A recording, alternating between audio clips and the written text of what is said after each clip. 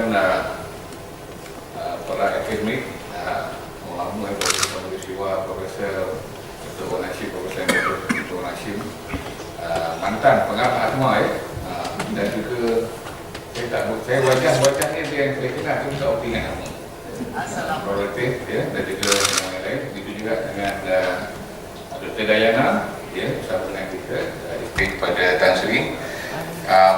Dan pertamanya kita ucap terima kasih kepada semua pihak kerana siri-siri wacana ATMA ni sebenarnya diadakan bagi mengupas isu-isu berkaitan dengan alam Melayu, berkaitan dengan bukan saja tentang Melayu tetapi tentang alam Melayu, maritime. Tajuk hari ini lebih berfokus pada maritime ekonomi dalam konteks Malaysia. Mungkin yang akan datang kita akan pergi jauh daripada Malaysia termasuklah Nusantara.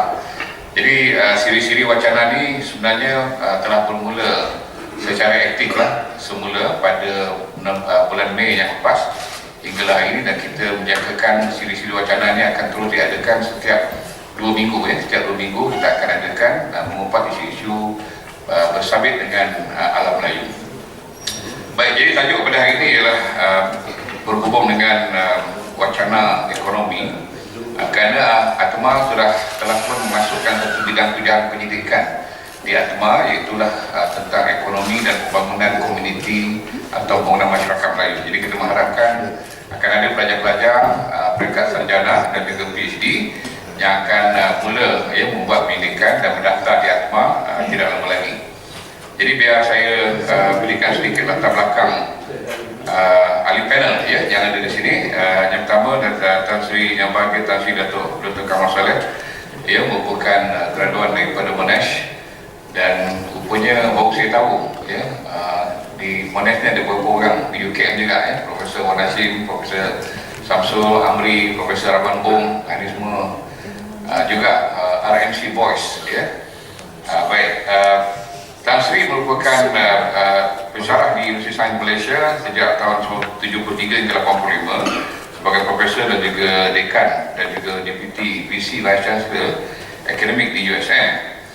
Kemudian beliau merupakan founding executive director of the Malaysian Institute of Economic Research 1986 to 1994. Juga menjadi policy advisor kepada Prime Minister Economic Panel in 1981 to 1986, Malaysian Business Council 1991-1996, acted as the Rapporteur General of the First National Economic Consultative Council (MAPEN) 89-91, dan beliau ini yang agak unik, dan beliau merupakan established the first private medical college in Malaysia. Ini yang terbaru di IMU, dan terus menjadi Secretary Chairman hingga tahun 2004, dan selepas daripada bersara, Tan Sri menjadi advisor kepada National Implementation Task Force dalam Kabinet Tun Abdullah Badawi 2006-2008, dan kemudian menjadi ahli parlimen di Wangsa Maju 1996-1999. Jadi begitu luas kepimpinan beliau dalam banyak bidang, dan Tan Sri telah pun menubuhkan Yayasan Wangsa Maju yang kini dikenali sebagai Yayasan Mahkota, dan beliau terus menjadi chairman atau pengurusi. Dan buat masa ini Tan Sri merupakan adjunct professor of Economics and Development Studies in Universiti Malaya. Itulah sedikit latar belakang hubungan Tan Sri yang cukup wibawa dalam bidang yang akan diperkatakan sebentar lagi. Baik, seterusnya di sebelah kiri saya ialah Dr. Wan Fairuz daripada UM. Beliau merupakan alumni UKM dan membuat PhD di IKMAS di bawah penyelidikan Profesor Emeritus Dr. Datuk Abdul Rahman Bong, dan beliau juga pernah menuntut di Australia dan juga UK dalam bidang sarjana dan juga sarjana mudanya. Dan tajuk tesis beliau ialah lebih fokus kepada SME, MNC dan juga SME, dan beliau pernah mengajar beberapa universiti di Malaysia, dan berasal daripada bahasa typing, orang typing orang Perak juga.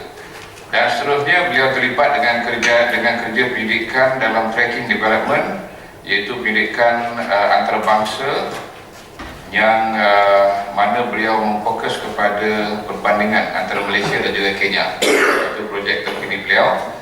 Dan di ujung sana ialah rakan saya daripada Fakulti Sains, Sosial Sains dan Pemeriksaan, Dr. Jalal merupakan alumni UM, UM, dia berasal dari UM. Saya pun, okey, baik, beliau merupakan pakar dalam bidang pembangunan manusia, pembangunan komuniti dan juga ekonomi dari sudut sosiologi. Jadi insyaAllah kita akan mendengar 3 panel yang akan membicarakan 3 aspek yang berbeza. Kita akan mulakan dengan Tan Sri yang akan bercakap tentang trend ekonomi di Malaysia, dan kemudian akan disambung oleh Profesor Madia Dr. Jalal, dan kemudian kita akan terus zoom in kepada soal SME.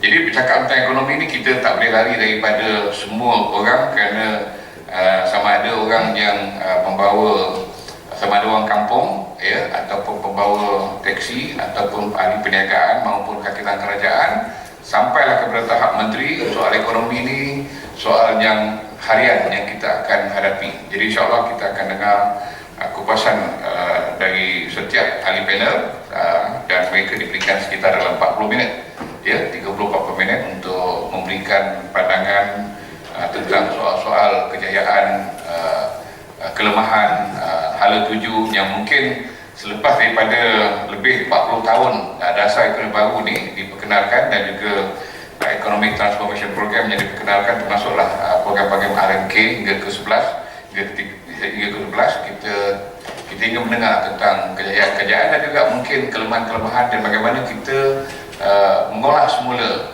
perancangan ekonomi untuk menghadapi TN50, iaitu kira-kira dalam 30 tahun akan datang selepas selesainya wawasan 2020. Jadi untuk tidak melengahkan masa, saya hormatnya persilakan Tan Sri untuk memulakan pembentangan kertas beliau. Terima kasih. Terima kasih Profesor Sufian. Assalamualaikum warahmatullahi wabarakatuh. Bismillahirrahmanirrahim. Saya bersyukur Allah Subhanahu Wa Taala dapat hadir pada pagi ini dan dapat menemui muka semula dengan rakan-rakan lama saya,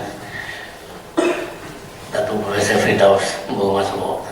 Dia sebenarnya sekampung di Kampung Baru dulu, Kampung Priok. Masa dia terus senior lah dia dah. Sekretari saya pun masuk rumah. Profesor Masyim, Profesor Abdul Siwa, Profesor Muhammad. Tuan-tuan sekalian, saya diberi tugas untuk membincang hal bahagian ekonomi, disambung oleh Profesor Jalal dengan sosiologi ataupun pendekatan pembangunan, sosiologi pembangunan, dan akhirnya a young scholar that you are trying to groom untuk jadikan expert sikit dalam bidang keusahawanan, terutama sekali keusahawanan Melayu.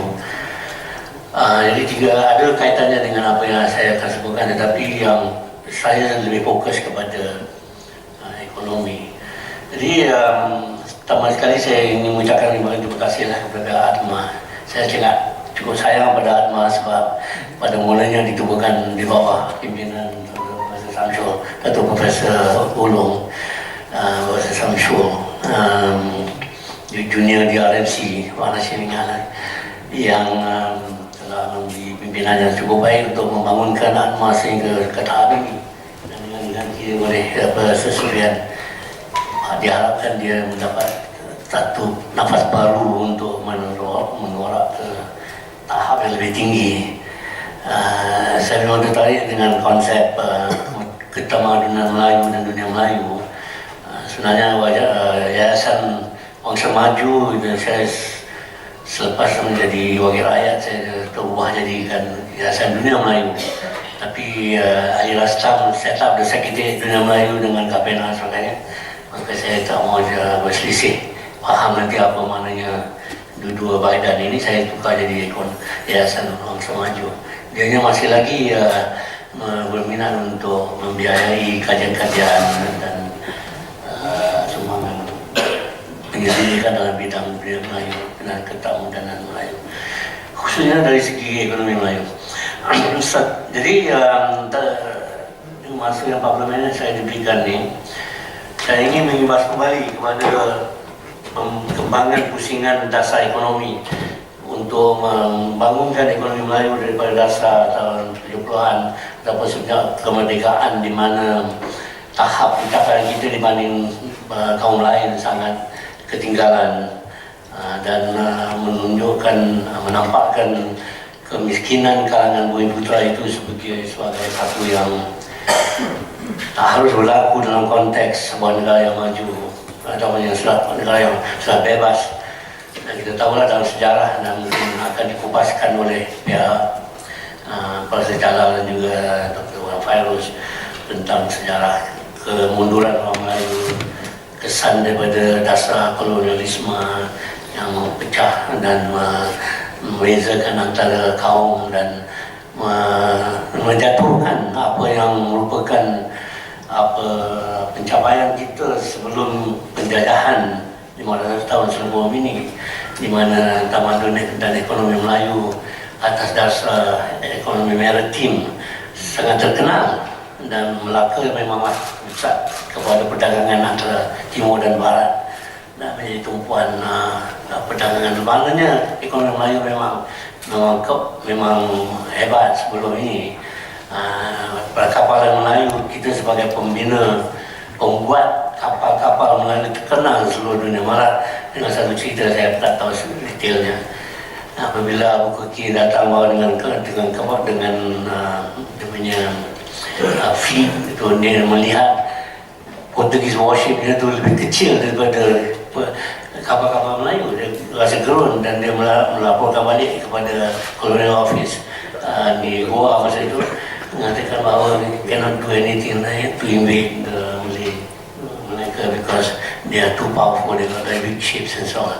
And so dia buat tipuanlah cara macam British buat, menjabelahkan orang Melayu.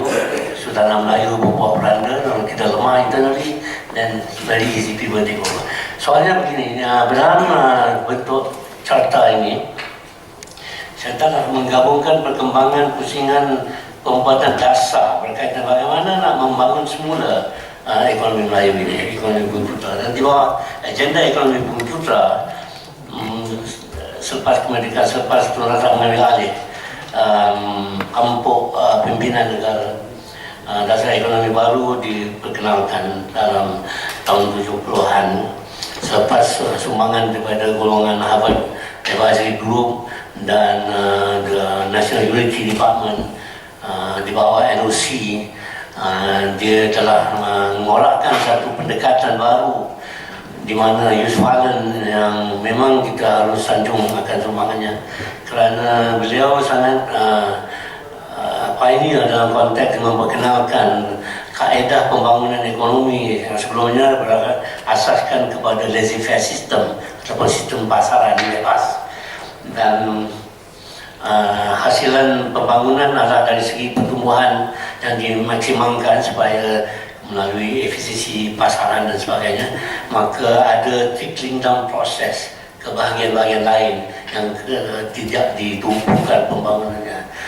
Maknanya trickling down proses itu adalah based on the laissez-faire system yang menjadi dorongan dan dokongan pembangunan, strategi pembangunan selama the last 60 years, 40 years, dalam konteks foreign aid dan sebagainya di negara-negara membangun.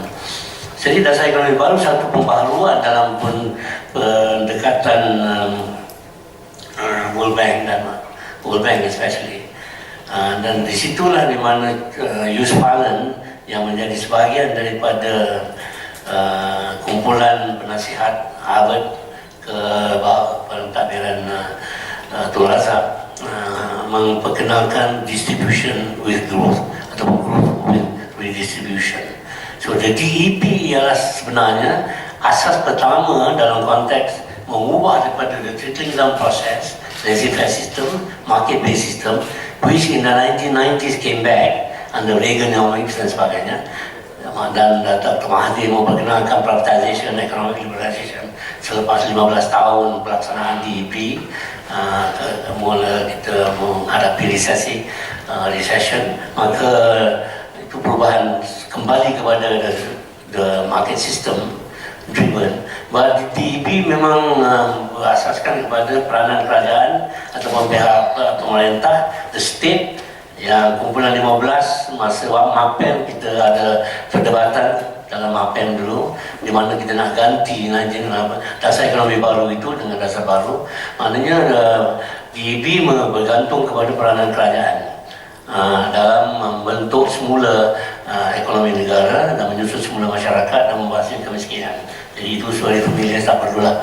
Jadi dalam rancangan Malaysia keempat pertama 1, 2, 3 dan 4 daripada 71 sehingga 1990 kita melaksanakan DEP. Kemudian dipindah ke dalam tahun 1990 itu ditubuhkan MAPEN untuk memberi satu all party contribution, tapi the opposition left midway, masuk Chandra dan grup DAP, led by DAP, dan pada itu kita sendiri di ATMA memperkenalkan the doubling income project, tapi menekankan growth bukan restructuring, sebab masa itu kita menghadapi kemelesatan, pelaburan asing pun telah muncul dan prospek untuk menarik balik daya tabungan dan pelaburan asing yang sangat penting untuk pembangunan ekonomi negara terpaksa diubah suai oleh pentadbiran Mahathir. Dan pada itu kita telah ditubuhkan satu ad hoc committee, saya dan dibuatkan dengan Osman, dan kami telah mengarahkan the secretariat untuk tujuan membantu kerajaan dalam membentuk dasar pembangunan negara. Ini hasil daripada MAPEN dan telah mengambil kira, dan kita ada satu perdebatan pada waktu itu, tak tahu sama ada kita harus ingat di Dewan Bahasa ada forum di mana kumpulan UMNO pada waktu itu yang dikepalai oleh Profesor Datuk Seri Abdul Ahmad Dari dengan kumpulan UKM kumpulan 15. Itu saya semua dua indeks group sama dengan Samsul dan Arwah Risha, Syari dan sebagainya. Dan daripada situlah diolahkan dasar pembangunan negara, that is DPN, dan dia meliputi di bawah dilaksanakan oleh Tun Mahathir, disambung oleh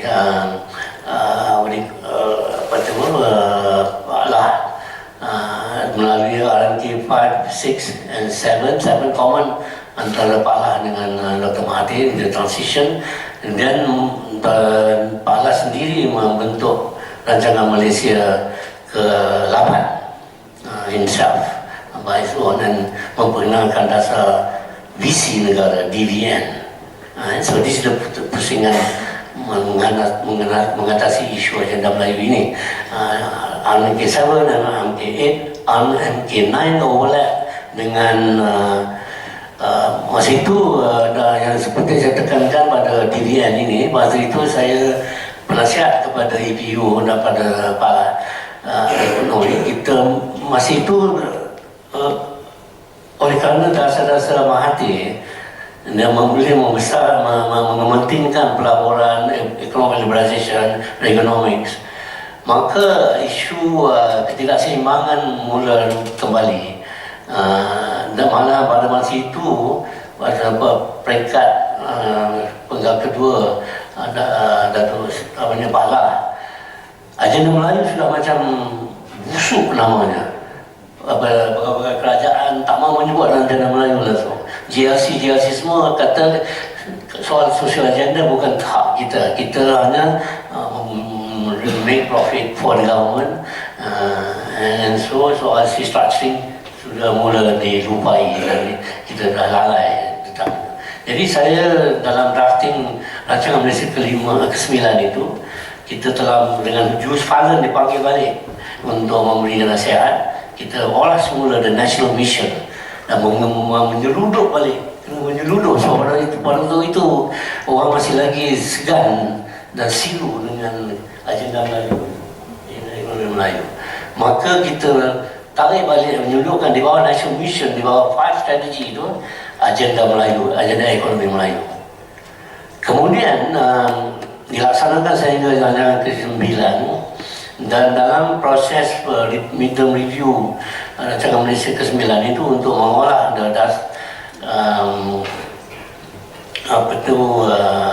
rancangan Malaysia ke-9, tiba peralihan antara Pak Lah dan Najib. Datuk Seri Najib take over in the transition, and then over the crisis juga created by Dr. Mahathir juga lah. Soalnya dalam dasar visi negara kita tekankan soal penyusunan semula itu dalam konteks utama sekali ialah pembangunan masyarakat industri dan keusahawanan, the Malay PCIC. Dan pendekatan pada waktu itu di bawah NITF, National Information Task Force, bahagian Bumiputera, kita adopted a cluster approach. This is introduced also into the third industrial master plan. Kerana nak mempertingkatkan daya pengeluaran dan juga dari segi akumulasi kekayaan atau wealth creation, yang pada waktu itu kita masih lagi tersangkut pada tahap 21% daripada equity negara. So that you cannot move somehow, for some reason structurally we are stuck. We cannot move. How to break that is the question. Jadi apabila Najib took over, dia menubuhkan sebagai sambungan kepada NITF itu, dia kembalikan NEAC, National Advisory Economic Advisory Council, yang dipimpin oleh pada waktu itu Tan Sri Banking Chairman, bukan baik sebelum Menteri Ekonomi, Main Bank punya Chairman, Executive Chairman. Anyway, dia NEC dengan berbagai input lah, kembali balik kepada dasar, menekankan perubahan restructuring ekonomi Melayu ini, dan diperkenalkan dan model ekonomi baru, the new economic model, yang ada 3 komponen, iaitu high income, inclusiveness, dan environmental sustainability ataupun sustainability. Ya, jadi 3 aspek. Satunya high income, nak mengejar balik target 2020 sebagai negara maju. Tapi ini dari segi purely economic income, national income per capita. Dalam konteks itu, inclusiveness supposed to take care of inequality, iaitu ketidakseimbangan antara kaum dan juga antara keseluruhannya. Dan dalam konteks itu juga dia punya fokus ialah untuk meningkatkan penglibatan Bumiputera dalam pengeluaran dan juga melalui daya pengeluaran dan juga wealth creation. Dalam inilah di mana NEC memperkenalkan new economic model ini. The first version was almost like yang the Mahathir policy, where the market masih lagi memain peranan. Maknanya the allocation process, the government expenditure, the role of private sector is very important, and public investment. And foreign investment. Throughout sejarah ekonomi moden negara, malah sejarah 500 tahun yang lepas, peranan foreign interest, foreign investment, foreign global multinationals dan sebagainya, global capital is always there. Pengaruhnya ke atas pembangunan ekonomi negara dan menekankan dan impact kepada ekonomi Bumiputera. Melayu Bumiputera kita pakai sekali lah. Jadi dalam konteks itulah maka First version was introduced, announced by Najib, Majlis Perundingan Ekonomi melalui Biro Ekonomi yang saya fungsikan pada waktu itu, mengadakan satu workshop, satu seminar besar, perwakilan 49 nearly 60 persatuan Melayu menolak version pertama MEB ini. Maka itu sebabnya the second version that came out memperkenalkan PMEB untuk khusus kepada ekonomi Bumiputera. Dan itu yang dipanggil program memperkasa ekonomi Bumiputera. Pada waktu itu, over 200 million allocation for the RMK 10, 2 billion was allocated specifically for the Bumiputera sport, which is only about 10%, which is of course very small intervention, like a drop in the ocean. So the issue masih lagi soal ketegangan dalam konteks pembangunan ekonomi Melayu ini masih lagi atas landasan yang tidak kukuh. Jadi kita dalam konteks inilah maka dalam RMK 9, 10 dan sekarang 11, saya nak kata konon, nanti orang kata not politically correct dalam zaman ataupun musim ada pilihan raya umum ni, tapi saya tak kira lah, ada respon tak apa lah. The government wants to paint a pretty picture about the economy, but the economy is not in a good shape. Actually, dari segi strukturnya.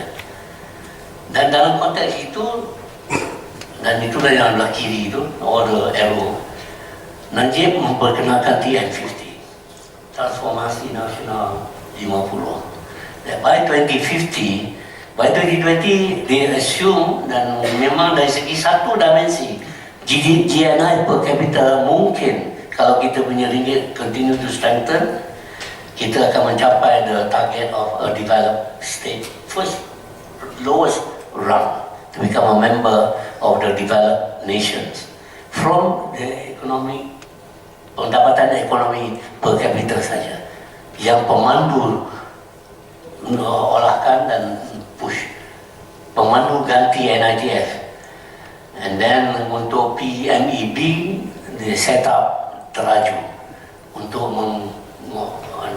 dan teraju sekarang ini dia punya fokus satu kepada equity, pemodalan, diambil alih oleh Equinas, juga ditubuh sewaktu saya dengan Pak Pala, tetapi dan Sulaiman Mabuk was Treasury EPU Director, and then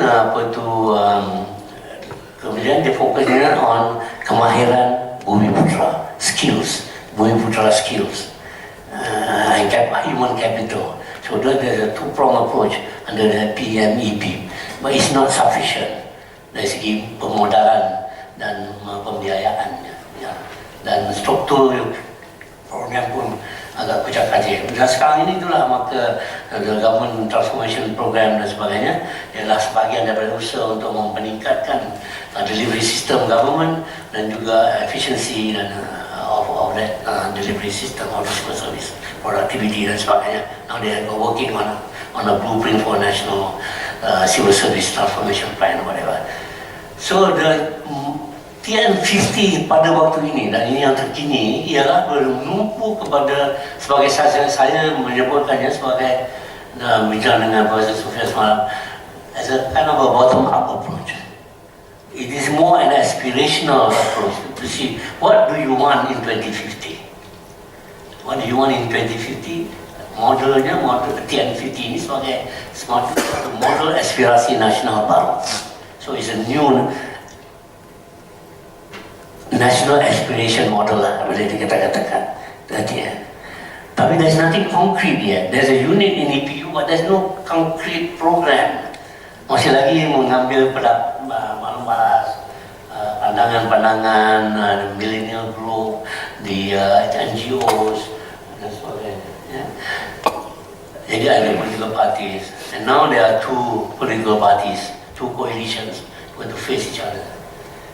So the issue of apa dia yang nak dilaksanakan over the next 30 years, it becomes very crucial. Choice. Kalau banyak sebelum ini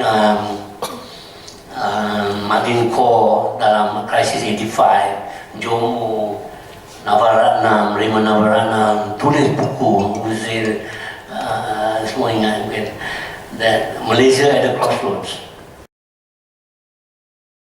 It looks like we are every 10 years at the crossroads. Now this is in fact the final crossroad.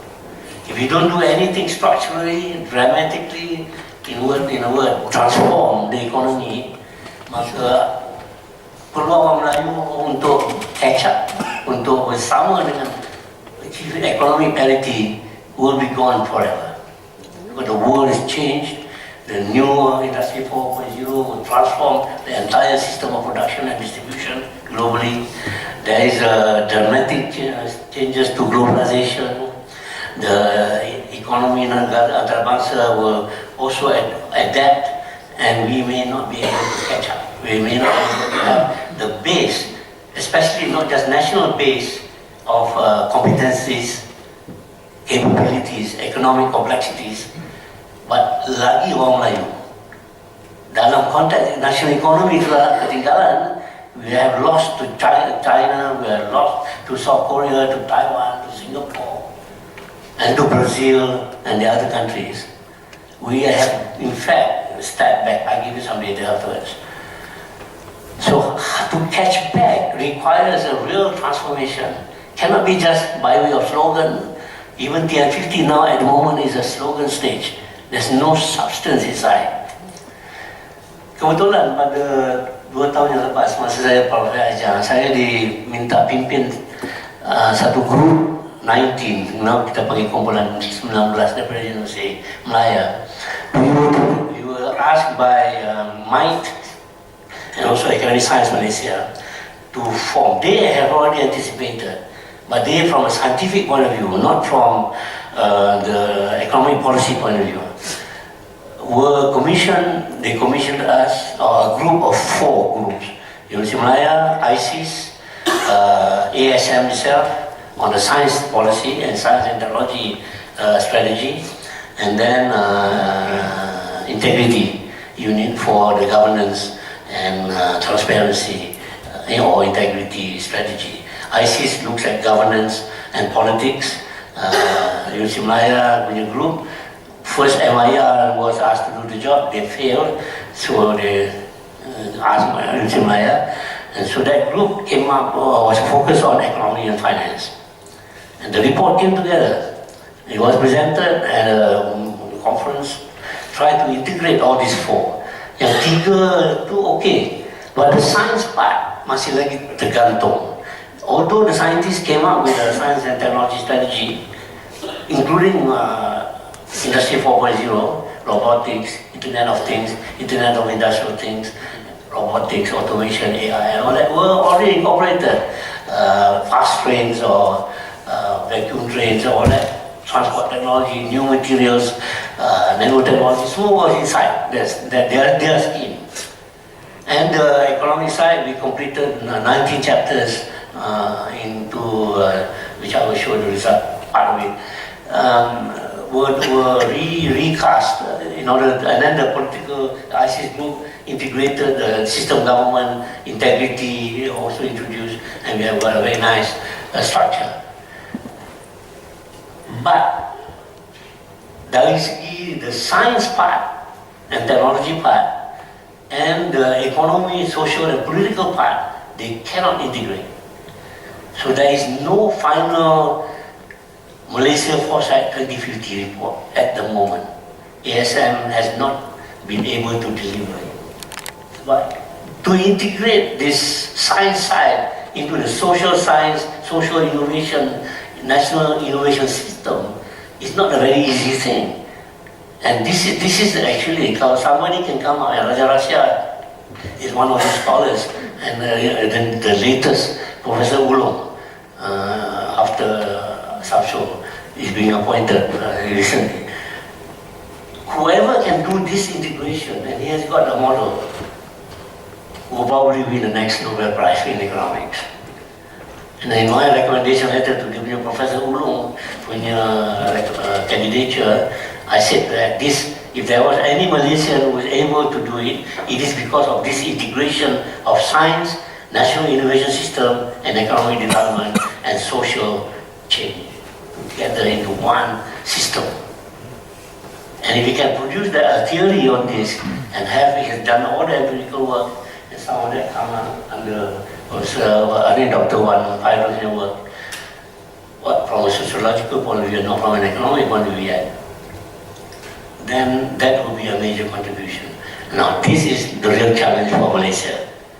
The real challenge for TN50 nak mengisikan transformasi nasional 50 ini, you need to capture, understand, integrate, turn into policy, turn into programs, change the institutions so that a whole social learning system, negara kita become negara berilmu, negara learning, negara berpelajaran, supaya we can then catch up.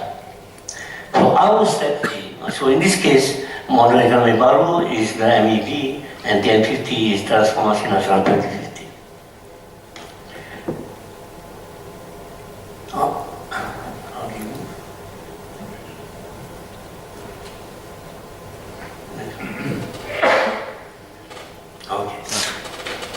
So, let me elaborate on my story.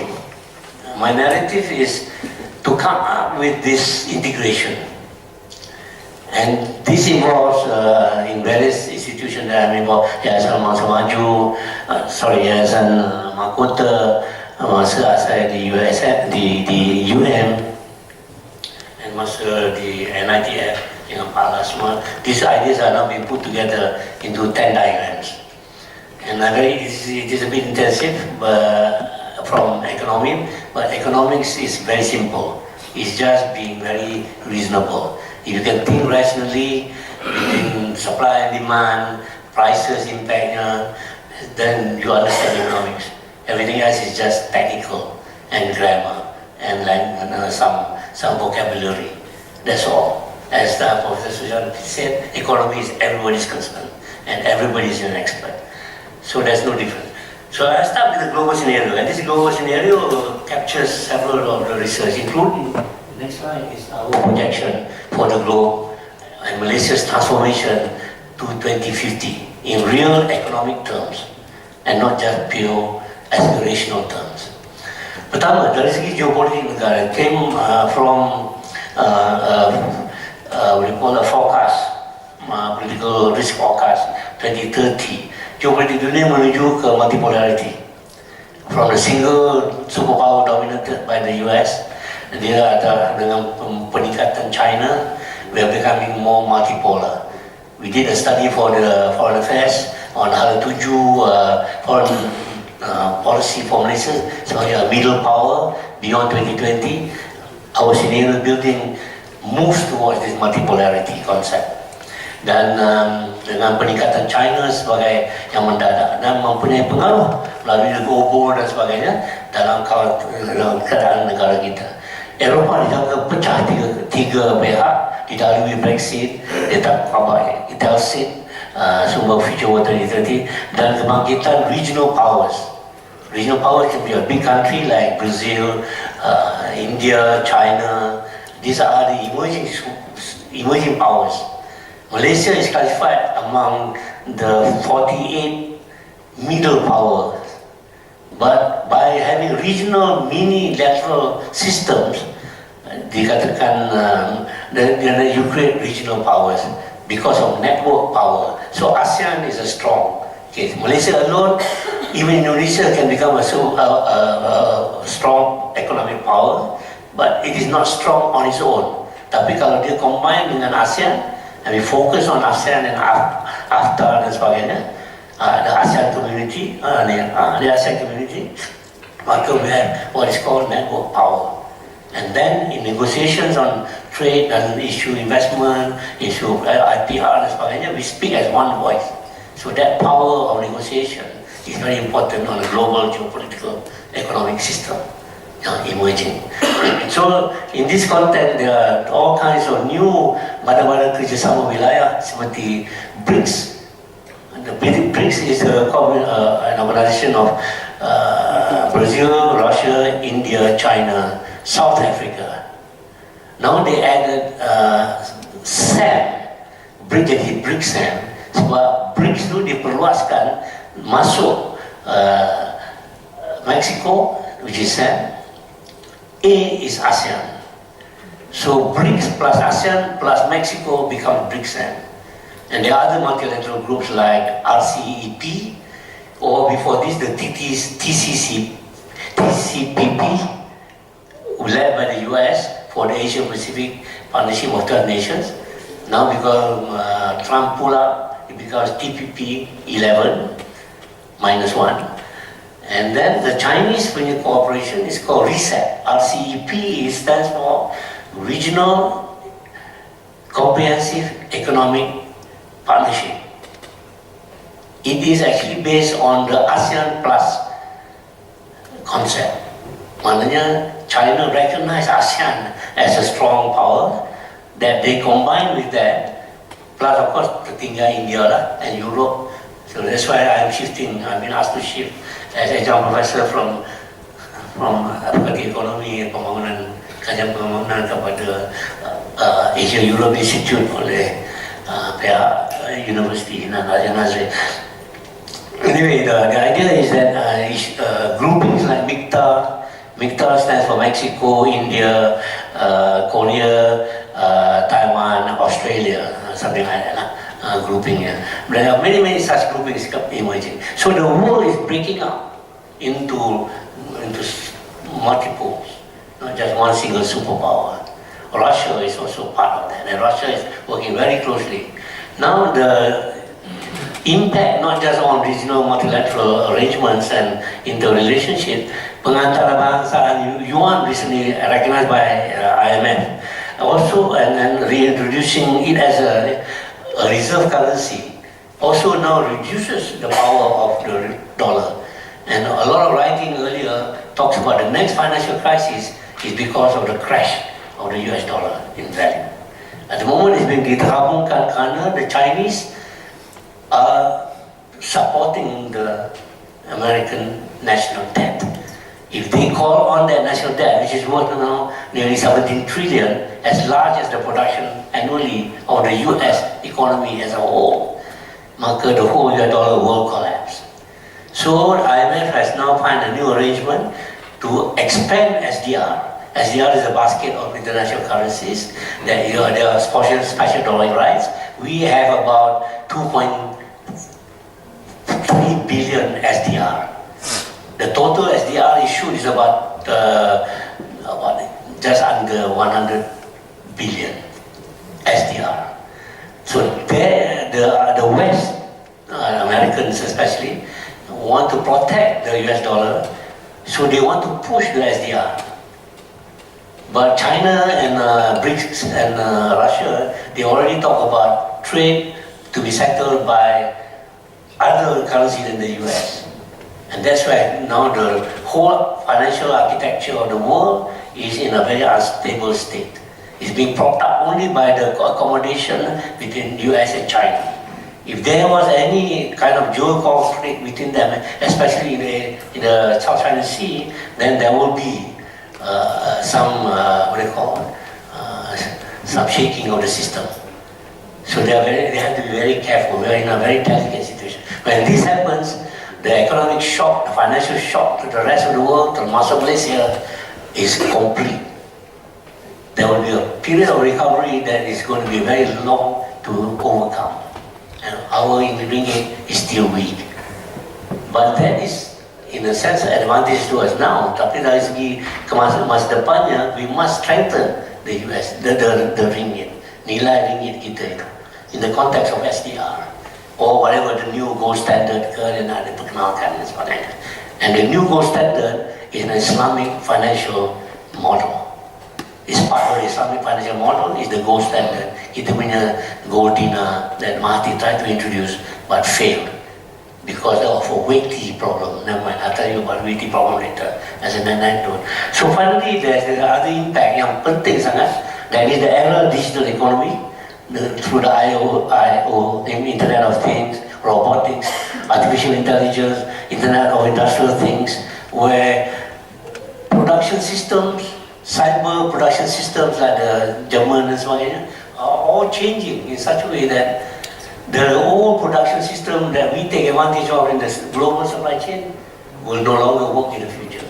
They can produce and print Adidas shoes in a 24-hour automated factory.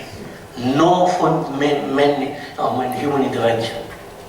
So can you imagine the impact on countries, kita punya FTZ dan sebagainya, or Indonesia or Vietnam that's now producing Nike and so on. So the disruptive technology that's coming in, which was absorbed in the ASM 2050, Foresight Malaysia 2050. But they do not know how to socialize the whole innovation system. Because it is a social innovation system that we're talking about. And this requires very deep thinking on the part of government. And unfortunately at the moment, you can quote me, the civil service, the EPU, they are not in a technical position to translate all of that technical and science strategy, integrate it with the social learning process to make it a national innovation system. That is the only way to save the future of the country, and therefore the Bumiputera economy. And so this is because the system, the new Industry 4.0 is a very disruptive technology. We are in the fourth industrial revolution. The electronic age is over, it's now the digital age. So when you set up a digital free zone on the ATMA, on the one side you say that you're giving up your sovereignty. But on the other side, you need to be integrated into that system.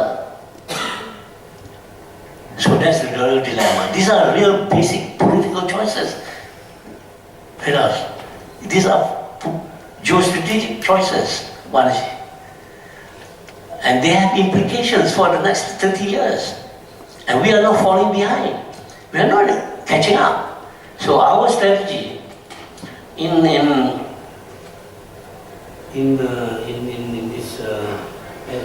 what we contributed to the ASM was to define a new strategy. It's called technology catch-up. Technology catch-up, and for the Bumiputera economy, which is not in that report, but in my own writing, or at least in my head, it's called Bumiputera leapfrog strategy. We have to leapfrog. We cannot just try to catch up, both to the non-Bumiputera sector, and no longer we can talk about, I have explained, no longer talk about Bumiputera and non-Bumiputera.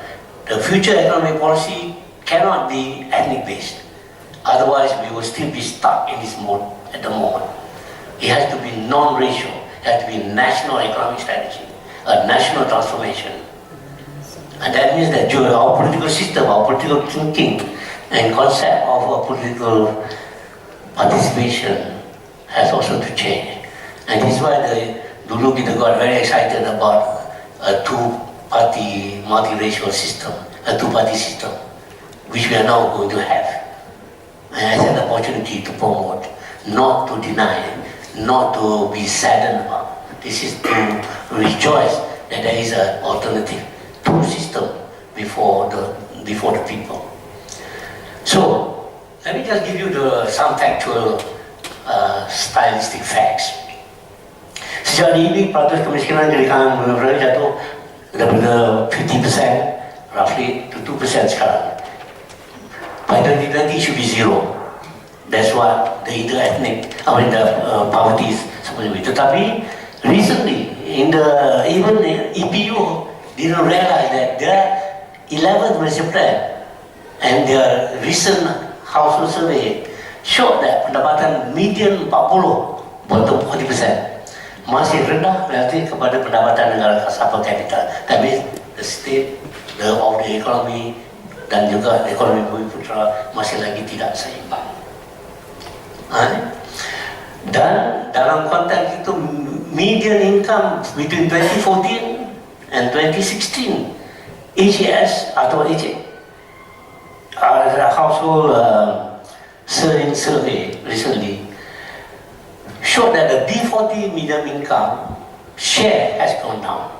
Ini Dr. Muhammad released recently. You look at Legend Insight, latest article by Dr. Muhammad Khalid, yang penulis buku Color of Inequality, terjemahannya antara dua darjat.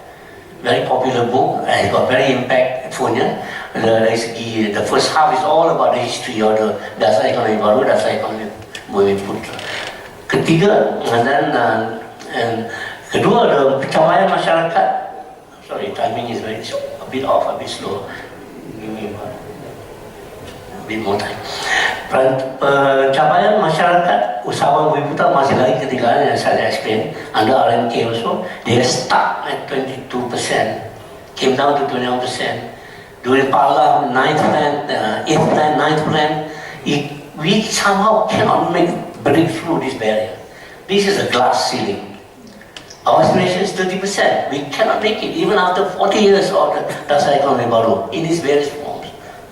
We still cannot make that breakthrough. This is why we have to pecahkan that barrier. Dari segi akumulasi of wealth, dari segi pengeluaran kekayaan. Jurang pendapatan antara kaum juga memuncul. Ini pencapaian daripada dalam 40 tahun yang lepas ini muncul dan dijangka mencapai parity in our own projection menjelang 2040. Maknanya ethnic parity, equity ownership between Malays and non-Malays akan jadi zero by 2040, provided you have the right strategy. That's the key point. Then jurang pendapatan antara kaum dalam konteks kajian yang kita buat di bawah MHDR, iaitu the Malaysian Human Development Report in 2013. We were commissioned by UNDP and EPU to do myself, Lee Hockman, kita develop this report called MHDR 2013. The finding there is very crucial. One, in terms of inequality or disparities. Dalam konteks itu, jurang pendapatan antara kaum menyumbang hanya 5% to the overall disparity in the whole country, nationally, measured by the Gini coefficient.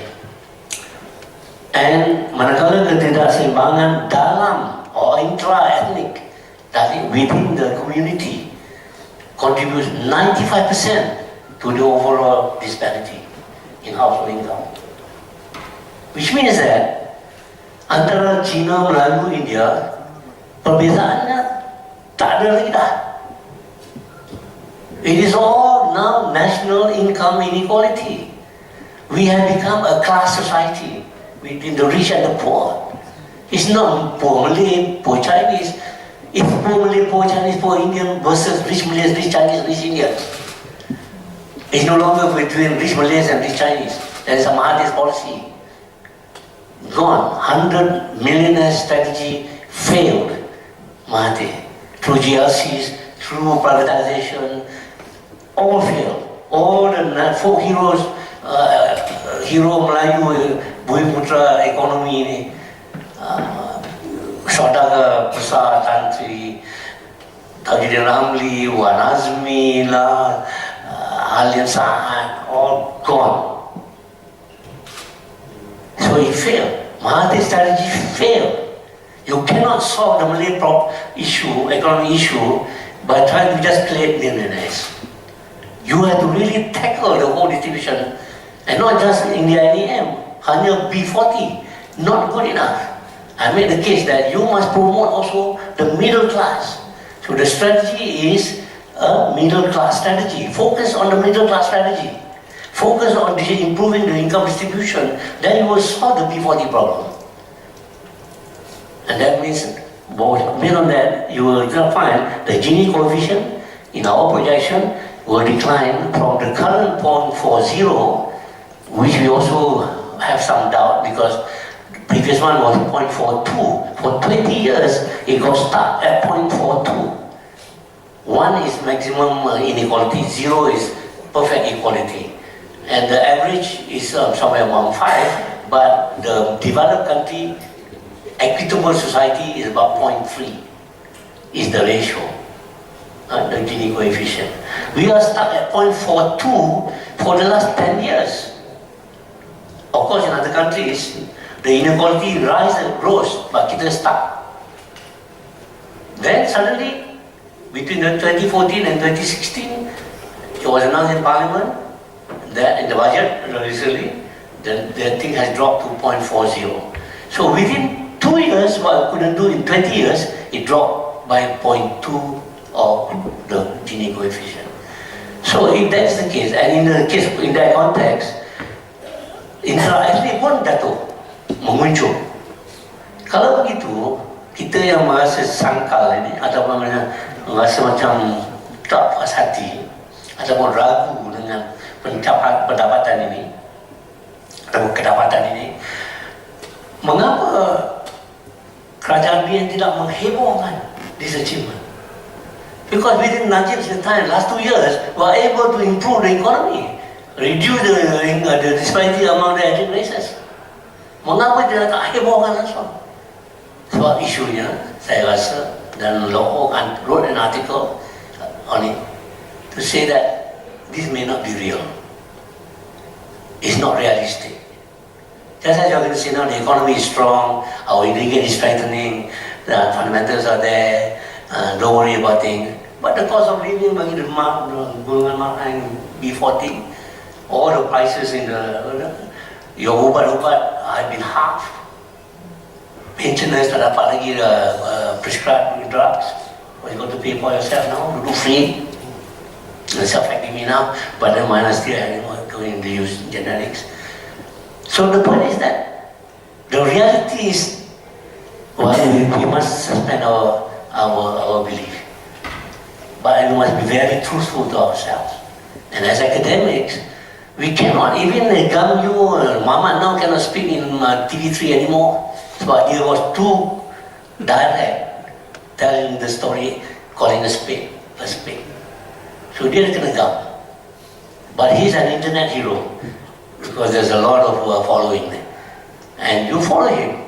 His blog is Hisham, is Norisham of EPF. They are keeping up the story, the real story of the economy. So if you are interested in economic issues, follow those two blogs. Now, that's what the Gini coefficient. We in fact anticipate by 2040, or we hope by 2050, that we will achieve a 0.3 Gini coefficient. That is the fair and just society in economic terms. And we still have a long way to go. Next, lastly, ini bermakna bahawa dasar pertumbuhan ekonomi dan agian etnik yang mendasari DEB dan diperlanjutkan dalam cycle pusingan dasar-dasar ekonomi Bumiputera yang saya sebutkan itu tidak lagi diperlukan. That's why I declared about 3 years ago that the DEB should be dimansuhkan finally. Because even though secara rasmi DEB telah tamat pada 1990, dia dilanjutkan melalui DPN dan sebagainya. Elemen dia masih lagi in there, in spirit. Dan itu menjadi satu bahan penteklikaan antara kaum. And that's why the issue of polarization, orang masih lagi the nominal middle class, the contest of the middle ini. As we want to expand the middle class, we are just only expanding the Malay middle class, then they create tensions here and there. So national unity issues become a problem. So you see, we have to see the interconnection between politics, society, social and economic and technology together. That's why the DEB, Kejaran said, and Chandra dan sebagainya, the DEB is not an economic policy. The DEB is actually a national social policy. It is a menyeluruh. It has got education component in there, it got national unity in there, the issue of social cohesion and social push in its features and writings on, and how we remain stable because of the political system. But that system is now, because of the latest development, mula goncang. BN punya whole is no longer straightforward going forward. So we are at the real crossroads. Okay, so let me go back to a bit more technical. I need to have at least 10 more minutes to run through it. Technical files, but never mind. I just want to show you. This is from directly quoted and still in English. So I had no time last night to read. I just integrated by Diana this morning because I tak sempat nak translate it. We have a strategy trying to integrate the technology side and the social, economic side and political side into a catch-up strategy. It's called a technology catch-up strategy.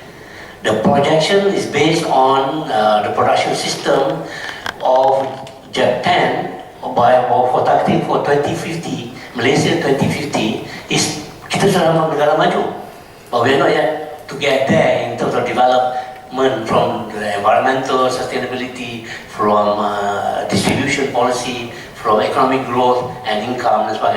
We're not there, so we have to catch up, and the way to do it is technology catch up. And that's the integration strategy. For the Bumiputera economy, it's not written in that report, but I'm writing that part. For the Bumiputera economy, we cannot just catch up, because we got to catch up with the rest of the country, but at the same time catch up with the rest of the world. So we have to leapfrog. We have to jump over stages. And how to do it is a critical question. Macam mana nak melaksanakan satu strategi, mana nak mengolahkan strategi itu pun, all the national thinkers, the best brains in the science side and the social science side, economic side, even political science, they cannot come together. And without intellectual leadership, and without political leadership, of course, this cannot happen. And that is the real challenge that we have. And so beyond the speeches by Harapan or Pagi Harapan or speeches by BN, all the various leaders, whatever, they are missing the point all the time because they cannot capture the fundamental issue. And over the last 50 years, we missed that issue as well. We could have done this in the third Malaysia plan. We missed it under Mahathir's time because of the Reagan influence and so on, and globalization and economic liberalization. We forgot that the structural problem has been always there since 500 years ago. And globalization has devastated our potential. And we lost from being summoned in South Korea. For the last 30 years, we diverged. They are now 3 times bigger than our economy. That's the crisis that we face in economic terms, in economic growth and development terms. So, in our projection, the question is how to map this catching up process technologically into the national innovation system and into the social economic policy. And what political system, political strategy, political leadership can implement that on a sustained basis, just as BN has sustained over the last 50 years. The next government also needs that length of time to achieve, to implement this strategy, whatever the strategy is, because it is very complex and very dynamic, and the world is dangerous. And the future, according to one Faisal, is now in Cambridge doing his PhD. The future is dangerous, and the future is not a utopian world view. The future is a dystopia. We are in Akhir Zaman. There is a conflict that I think talked about, that people want to deny for political correctness, but there will be a clash of civilizations, and they are known times. And somewhere, and I'll talk about, I briefly mentioned, there is an Islamic worldview that has got to emerge as the final world system before Qiyamah. And we do not know whether that's 30 years, 70 years, another 100 years, or when we achieve TN50, we do not know. The moment we achieve TN50, dunia Qiyamah. So what's the purpose of the TN50? For example, sebagai contoh. Now how to get that transition? We divide it into 2 parts, because the requirement is this: we have to turn the country, you want to catch up, from a 1 trillion ringgit, or now 1.3 trillion ringgit economy, we are producing 1.3 trillion ringgit per year, to a 10 trillion economy, ringgit. So we have to grow 10 times over the next 30 years. You divide that, that's about 10 times divide by 30 on what is on an annual basis. We have to grow at about 3% for the next 30 years. At least per year. Productivity-wise. In other words, value-added-wise.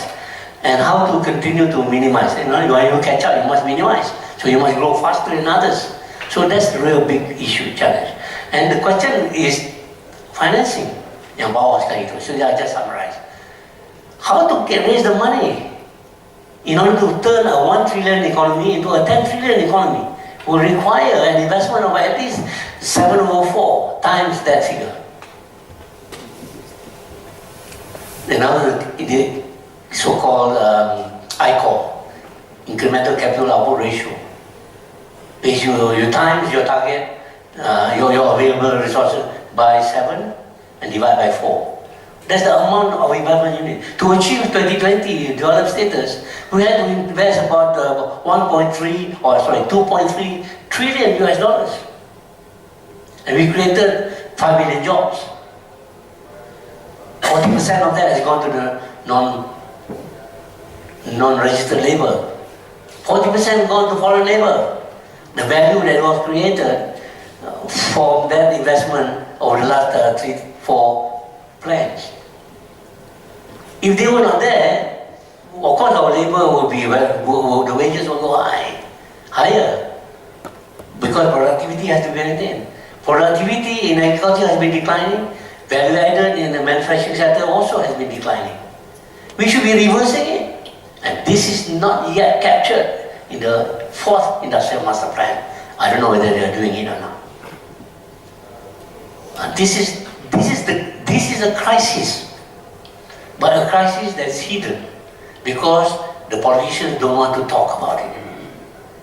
Because intellectuals withdraw from it because they want to be politically correct. But you have to be honest to yourself. Especially in policy research, if you don't have brave people like Musari, like Muhammad Khalid, then you will never know the truth. You will always be at the mercy of politicians. Sorry, Wanashim. We are ex-politicians. We declare that we were in that group before. But it is fundamental that we, as a mindset, change. What was Revolution Mental, Snow introduced Masa Turaza at the time. Now we need a real Revolution Mental amongst the Malays. And that is a big, big issue. In terms of financing, how can we reach that target if we don't have the funds? And that's why we still need global savings. Because savings dalam country tak cukup. We can only produce a maximum 20% saja of the financing required through tax revenue. But in order to make this transition, we divide it into 2 parts. One is the first 10 years from 2020 to 2030 is called the catch-up, and then coasting. But for the Bumiputera economy, you're going to leapfrog onto that road even faster than that catch-up process. And that is the problem. And that's the real challenge. And that's ATMA's problem, if you want to look at the whole issue of the economy. But there are many other issues involved. And if you don't have the funds, or you don't have the savings, the capital generated internally, and you cannot get foreign investment, you got to borrow. Right now, we are in a national debt crisis. People, opposition says, we are almost getting to a bankrupt status. We are not yet Greek. Or Ireland in 400% in national debt. We are now about 100%. Although official rate is only about 55%. But if you combine everything, total national debt is about 100% of national production. In other words, we are 1 trillion debt. It's about 900 billion US at the moment. Yeah. No, sorry, 900 billion ringgit in terms of debt. So this debt ratio will rise menjelang, what's that figure I cannot see, menjelang 2040. Only after 2030, 2040 will it begin to decline. If you want to introduce this plan or this strategy, the catch-up strategy and Bumiputera leapfrog strategy. But what I'm saying now is that we forget about the Bumiputera economic policy. It is all national economic policy. The moment you transform the national economy, you transform the Bumiputera economy. If you just want to isolate isu memisahkan, mengasingkan, jadikan satu strategi baru pemengkasaan ekonomi Bumiputera, you will fail. And the politicians and UMNO depends on the Bumiputera economic strategy, the NEP. Without the NEP, UMNO would have fokus lebih awal. When I was Rapporteur General to MAPEN, the chairman was Ghazali Shafi. In one of our conversations, I was there.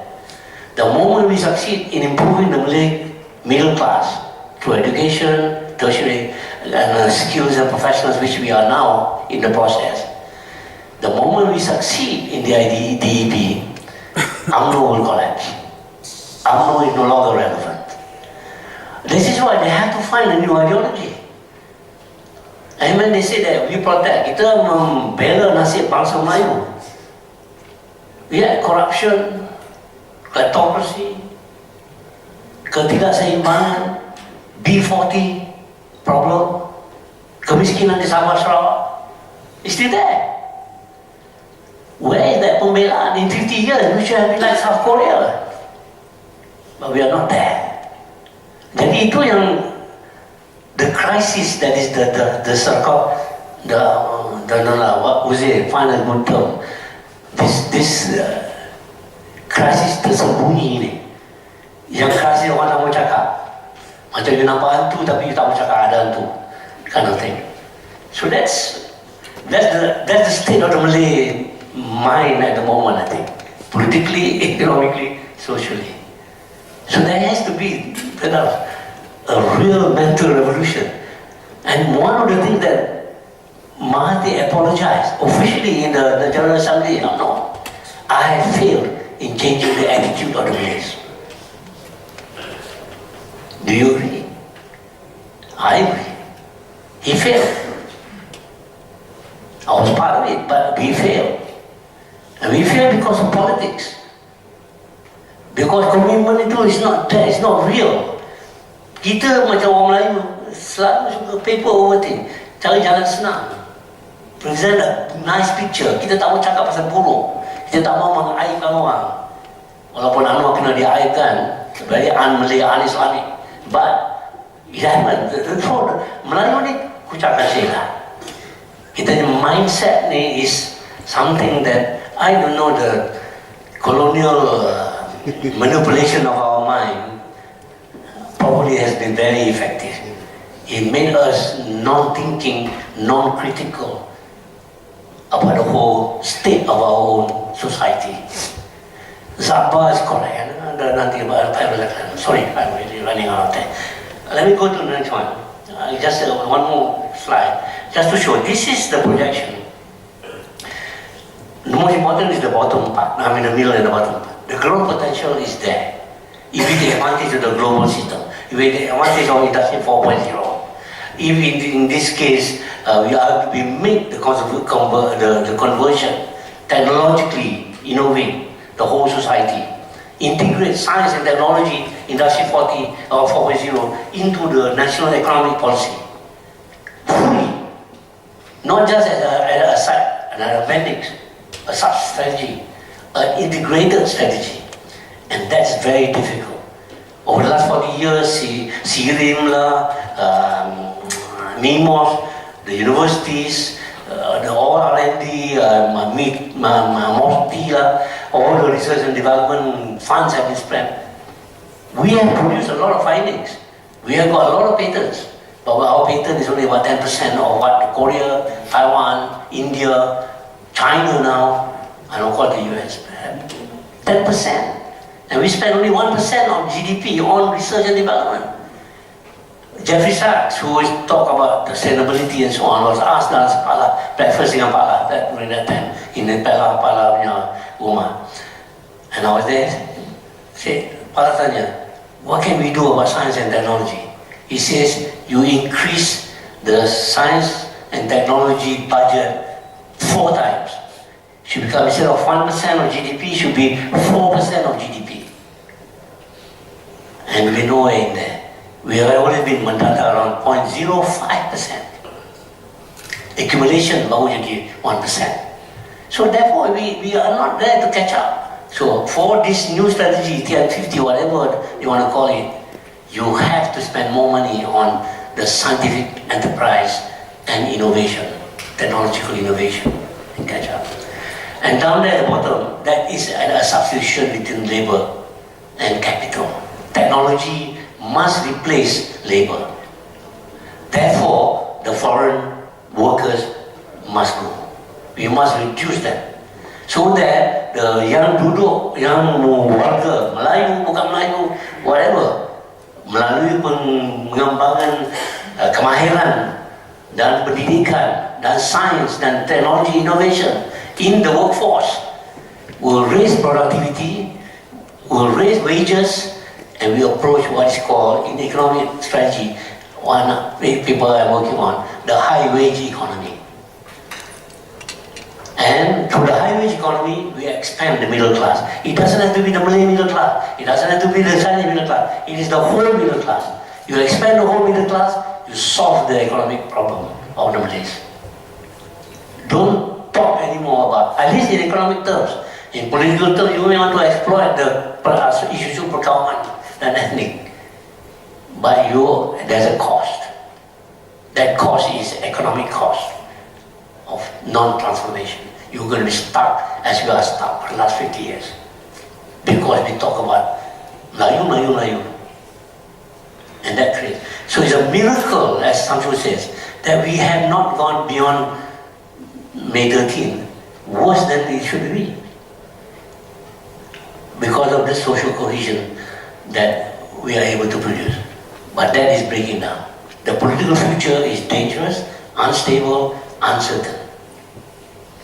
So G14 is so very crucial. So the point about this is that you have to go to a high wage economy. Mahathir tried, and I was one of those part of the discussion, tried to introduce the high wage economy. Masa dia mula-mula jadi Prime Minister, we call Mahathir Mak. But he himself gave up. He cannot catch up or follow what Lee Kuan Yew was doing in Singapore. And Singapore went through a high wage economy, used Malaysian labor, but not just low cost labor, low wage labor, but they bring in all the engineers, all the scientists, all the managers to Singapore. That's why they could go to a high wage economy. In our case, the brain drain is 1 million professionals. Now more Bumiputera involved. Medical, science, technology, overseas. They tak balik. And that's the kind of people you want to bring back. And you can only bring back by high wages. Civil service salaries must be increased, doctor salaries must be increased, engineers starting pay must go up. Then only people have the incentive to come back. Otherwise, the government, as government, they find the simplest route. The route of least resistance, use foreign labor. So we are stuck in assembly, low-cost industrialization. That's why industrial productivity and value added go down. And Pala tried to bring back new business, new agriculture. You are pushing for it. Mahathir laughed at it. And you are trying to reverse the economy. And he challenged Pala. That's why he brought down Pala and said, you are going backwards. You're not going forward. Because dia memang technology and industry forward. But they forgot about the social dimension. So we have to bring back new agriculture, technology, food security, food production. Because the future is so dangerous. If there's a war, we are importing about still nearly 30 billion worth of food. And we have got land still available. And there's no new agriculture policy to improve back and Pala tried but didn't. And Najib unfortunately didn't focus on that. Najib focused on the service economy. And it's a false start. Service economy is not just retail, resale. Some ministers dare say in the Economic Council, and I was there, said, why are you talking about the kind of a structural problem? People are still going to shopping malls. New shopping malls are coming up. There's always full. People are doing very well. They tak tahu yang pergi itu semua nak because of the aircon, and they got no other place to go with their children on weekends. And during the weekdays, most of them are foreigners there. They're not our locals. So it's a false indicator. So the leadership has got a false understanding or a false consciousness of the real problem. So they tend to sort of help each other. So this real Roma argument is how to transform to have real impact. Okay, so now we talk about Industry 1.0. These are the challenges of Industry 4.0. And it pertains also to the Bumiputera economy and our national transformation. Apakah Malaysia Melayu mampu menghadapi cabaran IN40 4.0 dengan kemahiran dan pengetahuan yang sesuai? Have we got a skill set? The answer is not enough. We're still a long way to go. And the universities, the standards of teaching, the standards of research, well, in certain spheres are very good, but we're still behind. And there is a national higher education crisis. And the VCs, when they have a VCs conference and so on, they mouth what the Minister of Higher Education wants them to say. Things are okay. But I tell you, if you're honest to yourself, look at just 10, 20 years ago, or 30 years ago, even more. There is a national university crisis, both of leadership as well as the scientific enterprise. And producing siswaza, they can be absorbed and become productive from day one and not be underemployed, working as Uber drivers, manning 7-Eleven stores, or going back to Tujuh. So we are in a crisis. I'm sorry to say that. I know, up to the media or whatever you say. Perlukah Malaysia memulakan kembali proses industrialization? There's a thesis that over the last 20 years, 30 years, we have been deindustrializing. Basically, it means that the proportion of output or proportion of employment in the industrial sector has been declining from a high of 35% in 1990, early 90s or middle 90s, to now back to 20%, 25%. We have been deindustrializing. That's the so-called premature deindustrialization. We should have gone to the next stage, which is higher wage industrialization, higher productivity, higher value-added manufacturing sector, and we are part and integrated into the international value chain, the global value chain. But we are not. Okay, that's not a problem. Jadi kita perlu mengatasi this. We must reverse the industrialization process. We must re-industrialize, basically. Yeah, atau melompat ke fasa perkhidmatan baru, or we go into the new service economy, which is a digital-based, knowledge-based, technology-based economy. That means you must fully integrate Industry 4.0 into the industrialization process. Are we able to do so? Ketiga, melalui pembangunan infrastruktur moden untuk menjadikan Malaysia ekonomi rantau, ekonomi logistik rantau. So we may not be able to be a leading edge of the new products, new innovations on the market and so on, but we can create the infrastructure, the high-speed rail, the East Coast Railway and so on, will transform the economy. We are part of the Silk Road, the new Silk Road. At the moment, politically, you are using the Chinese invasion, quote, economic invasion, as a boogeyman against that foreign investment. Yet, under reset, we are one of those countries that will benefit most from Chinese investment. Masa satu forum perkasa, I reversed the argument that we must reject OBO and Chinese investment. And Jomo was also against TPP, of course. He was also against the the East Coast Railway. I am for it. Because the moment you have got railway, the East Coast will be fully integrated with the Western economy. Not right now, all people have all those coaches and so on going up and down. And the KTM, which is very inefficient, is overbooked and so on every time there's festivals and so on. This should not be the case. Malaysia can become a middle class society by better infrastructure, connectivity, transport and so on. So you have to leapfrog in transport technology. That's an example. Bolehkah Malaysia dibangunkan sebagai ekonomi bergaji tinggi?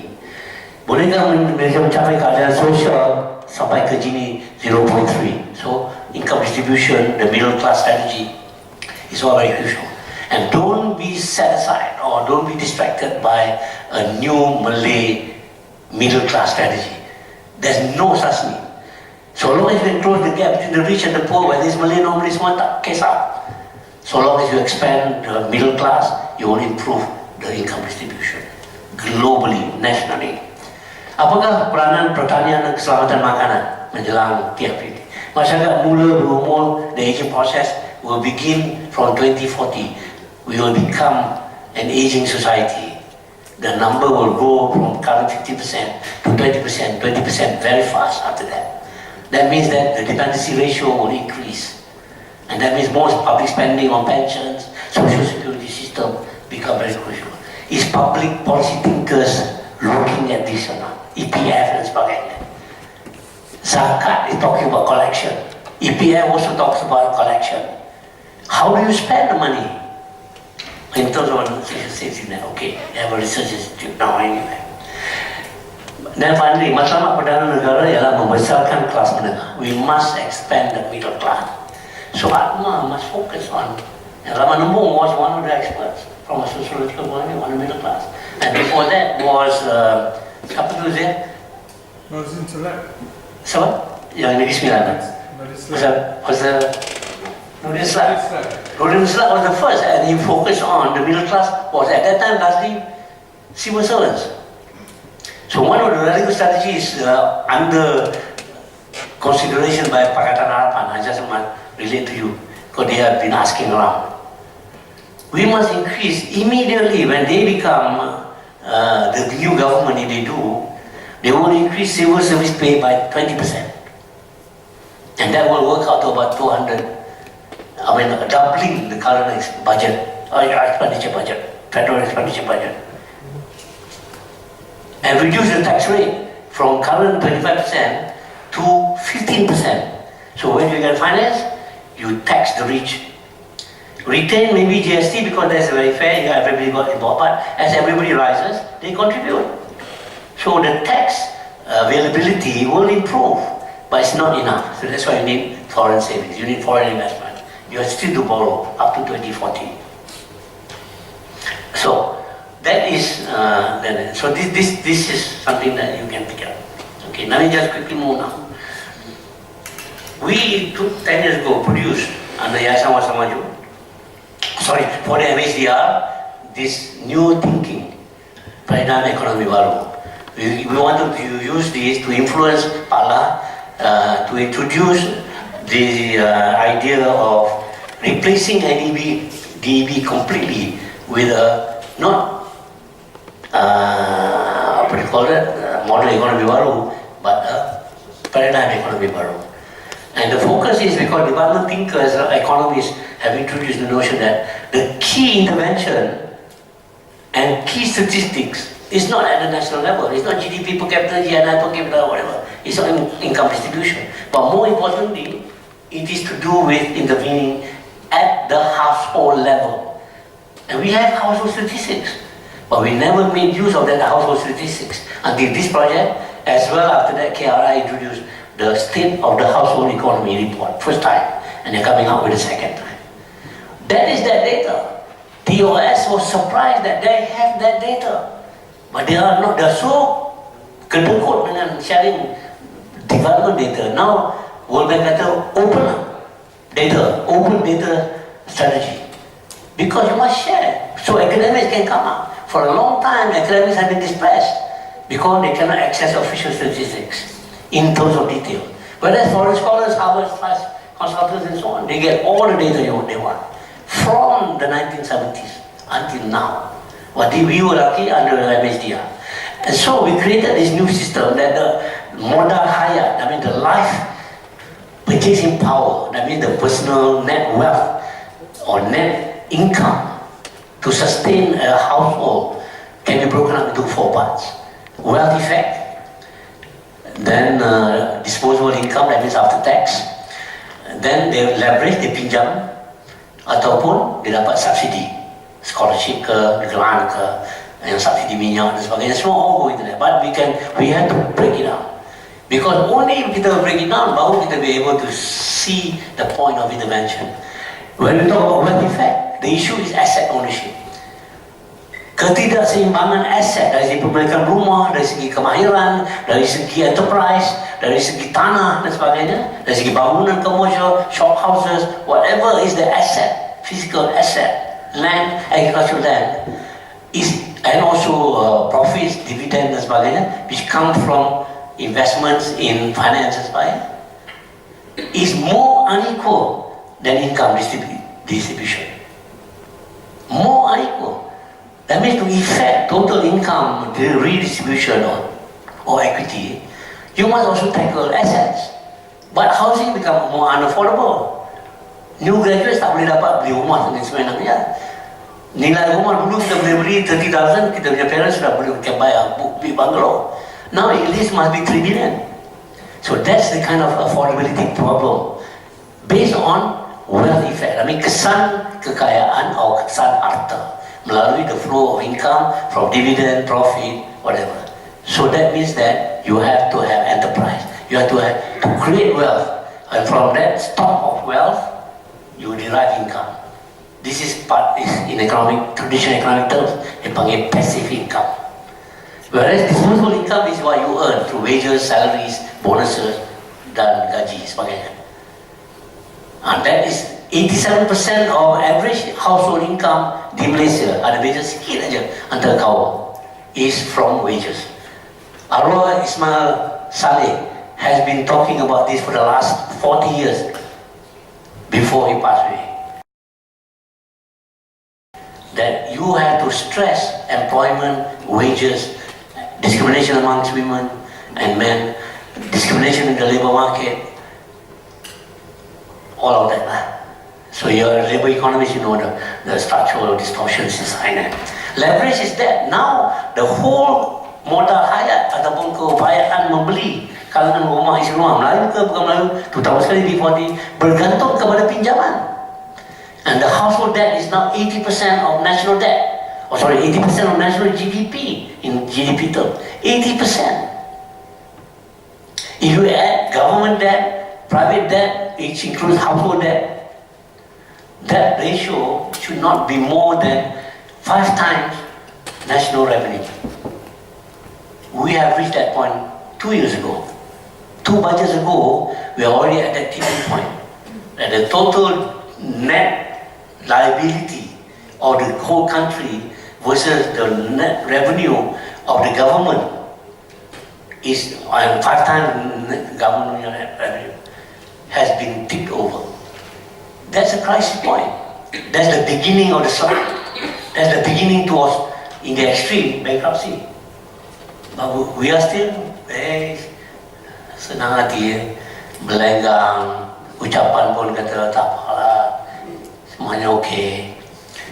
And in the credit system, you have to, you can then leverage, from leverage that can be used. The credit system is important to finance enterprise, entrepreneurship. And then, of course, the government must have a social safety net, subsidy dan sebagainya. That's the total modal hayat. That is the total fiscal capability of an average household. And now you don't think of Malay ethnic distribution. The middle class is a national middle class. We now have actually, as in the 9th Ishashari lecture I gave in ICMAS recently, 2 or 3 years ago, we have actually a 2-class society. Either you have it or you don't. And when you don't, the underclass is the larger part. And because the middle class is so small, about 20% at that time, now about 30%, we should be 55% middle class. So we are still a long way to go. And that is because we now have a rich and poor class. Or those that can afford, and those that can afford. And they are rich because they derive very much from this wealth effect, kesan kekayaan. So on that basis, we then can look at what kind of intervention, what kind of policies. So this is the policy space. I cannot time that out. I'm thinking more on our sorry. But this is the intervention space. Every one of these, the fiscal policy, education policy, infrastructure policy, welfare state policy, tax expenditure policy, in trade and investment policy, all must come together. That's why it's so difficult, because different ministries talk about only themselves. And when those multi-agency like Negara, EPU, they don't catch it. They're not technically competent to understand these linkages. And these are there. Labour market policies. We introduced the what we call competition policy. When I was even at MIR, we talk about GST. I'm for GST. But Mahathir has been always saying that no, not politically right. Eventually, Najib introduced it. And when we briefed him at that time, I said, one of the things in which we have improved income distribution to the Gini was because of the minimum wage, for instance, and the tax buoyancy created by GST. Of course, it's regressive at the moment because people are poor. People cannot afford. That's why it became political. But it is to the credit of Najib that he introduced against the tide the minimum wage and the GST. To me, if you look back in terms of economic achievement, not the MRT 1, 2, 3, 4 and ESR and all that. It is these two interventions is the measure of his success as a Prime Minister. Forget about the rest, I don't have to talk about it. Okay? Your one NDP, your Felda, your Pakabong Haji, and all that. It's not a set of issues. There's another forum you can organize. If you don't want to go to jail, you can organize it. But that's not the case. You can talk from the jail. I'm not managed to do it. So, within this subset, within this so-called economic paradigm, new economic paradigm, and the intervention, in the other areas, we have inserted the model economy Islam. And I promoted it through NPM. Until they also got caught in the PBEM. They forgot that actually, I told them that don't talk about Bumiputera economic policy. You talk about an Islamic economic policy. Now I tell you, even among mainstream economists, classical economists, led by people like Stiglitz, Krugman, and so on, are talking, and Andrew Sheng recently in a meeting of the KRI, meeting on urban poverty. Sorry, on one topic. Say that the Islamic economic system is a system built by God as the system to have a fair, socially based, just society, and materially speaking. And in my model, and I don't know what you want to do, so don't talk about an economic plan within the TN50. We talk about an Islamic economic model because it is non-racial. It is open. The economic system now, even the non-Malays, non-Muslims are taking advantage of the Islamic banking system. In fact, there are more subscribers and use the facilities and the products of Islamic banking are by the Chinese and non-Malays, non-Islam, than by the Muslims themselves. So that's the kind of irony. We are a pioneer in Islamic banking and the financial system, 30 years ahead of Middle East, Dubai and so on. Singapore took it up, Hong Kong Bank took it up, Alliance Bank took it up, and they become thriving. See, we create things, but we forget because we are not serious. I'm very, very sad about this thing, but there are 5 components. 5 components. I cannot elaborate on this. If I meet again, I give you another lecture on the Islamic economic model. There are 5 components, and that's very complex. The whole diagram, I didn't want to put it. This will take me 3 hours to present to you today. Now already 1 hour more.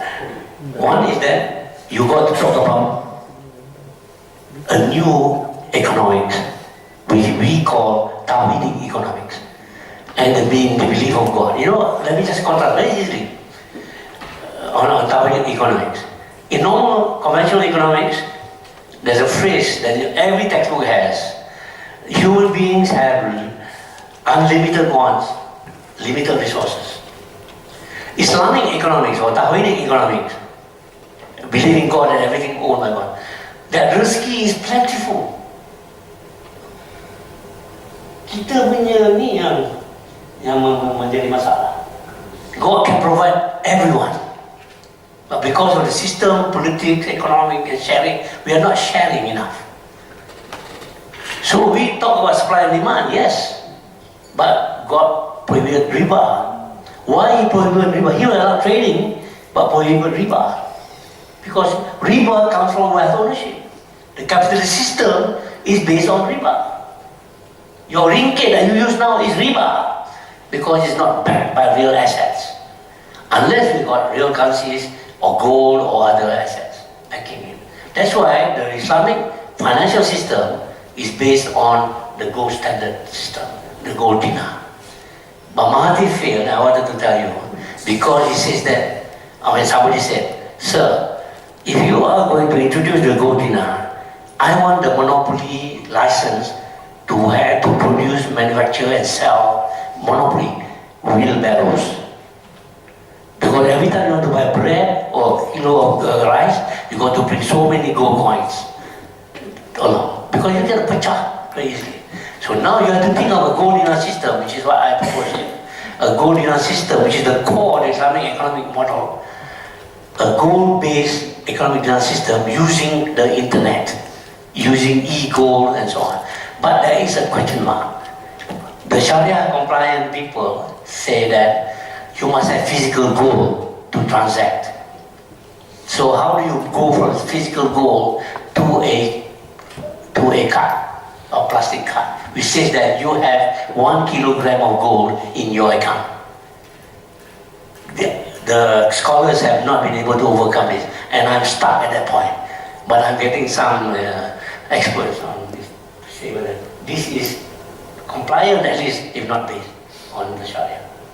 The issue eventually, according to Dr. Zul Ahmad, who I've been talking about, he's the economist on the Amanah side, is the issue of, as Mahathir says, we are trading value. We are not exchanging physical product. We are exchanging value. But can that value be like blockchain under cryptocurrency, katakanlah Bitcoin, sebagainya? Can Bitcoin become Islamic? But the concept is you can interpret things in the Maqasid Sharia concept. So one of the important points about the new Islamic economic model in this first phase, in the economic tawhid ini, is the Maqasid Sharia. And my key statement in the Quran is Surah Al-Qasas ayat 77, which says that you take, because Allah warned Qarun, because Qarun was so concerned about material wealth accumulation. Sebagainya, bukan dalam kafi, dalam Qarun, dalam kisah Qarun masa Nabi Musa juga. He says that God said, I don't know the exact, I'm not an Islamic expert. God, I interpret longhand. Take whatever you want from this world, but remember the other world. Remember akhirat. You got to pay your zakat. Or somewhere I read hadith, whatever you produce, 25%, you must know doesn't belong to you. And whatever you get is because God gave it to you. And you don't have to compete for it. You do your best. Ikhlas. That's what I am. Even in entrepreneurship, you must focus on doing. But doing is not money. Doing is doa. You is usaha. I is ikhlas and integrity. And then T is tawakal. So the strategy Ustaz berkata, for Malay entrepreneurs, Muslim entrepreneurs, adopt the strategy of doing. You need doing to become an entrepreneur. But doing is not money, just money. It is doa, usaha, integrity, keikhlasan, dan tawakal. Berserah. That's what. So that's part of Tawhid economic. That's part of Islamic enterprise, entrepreneurship.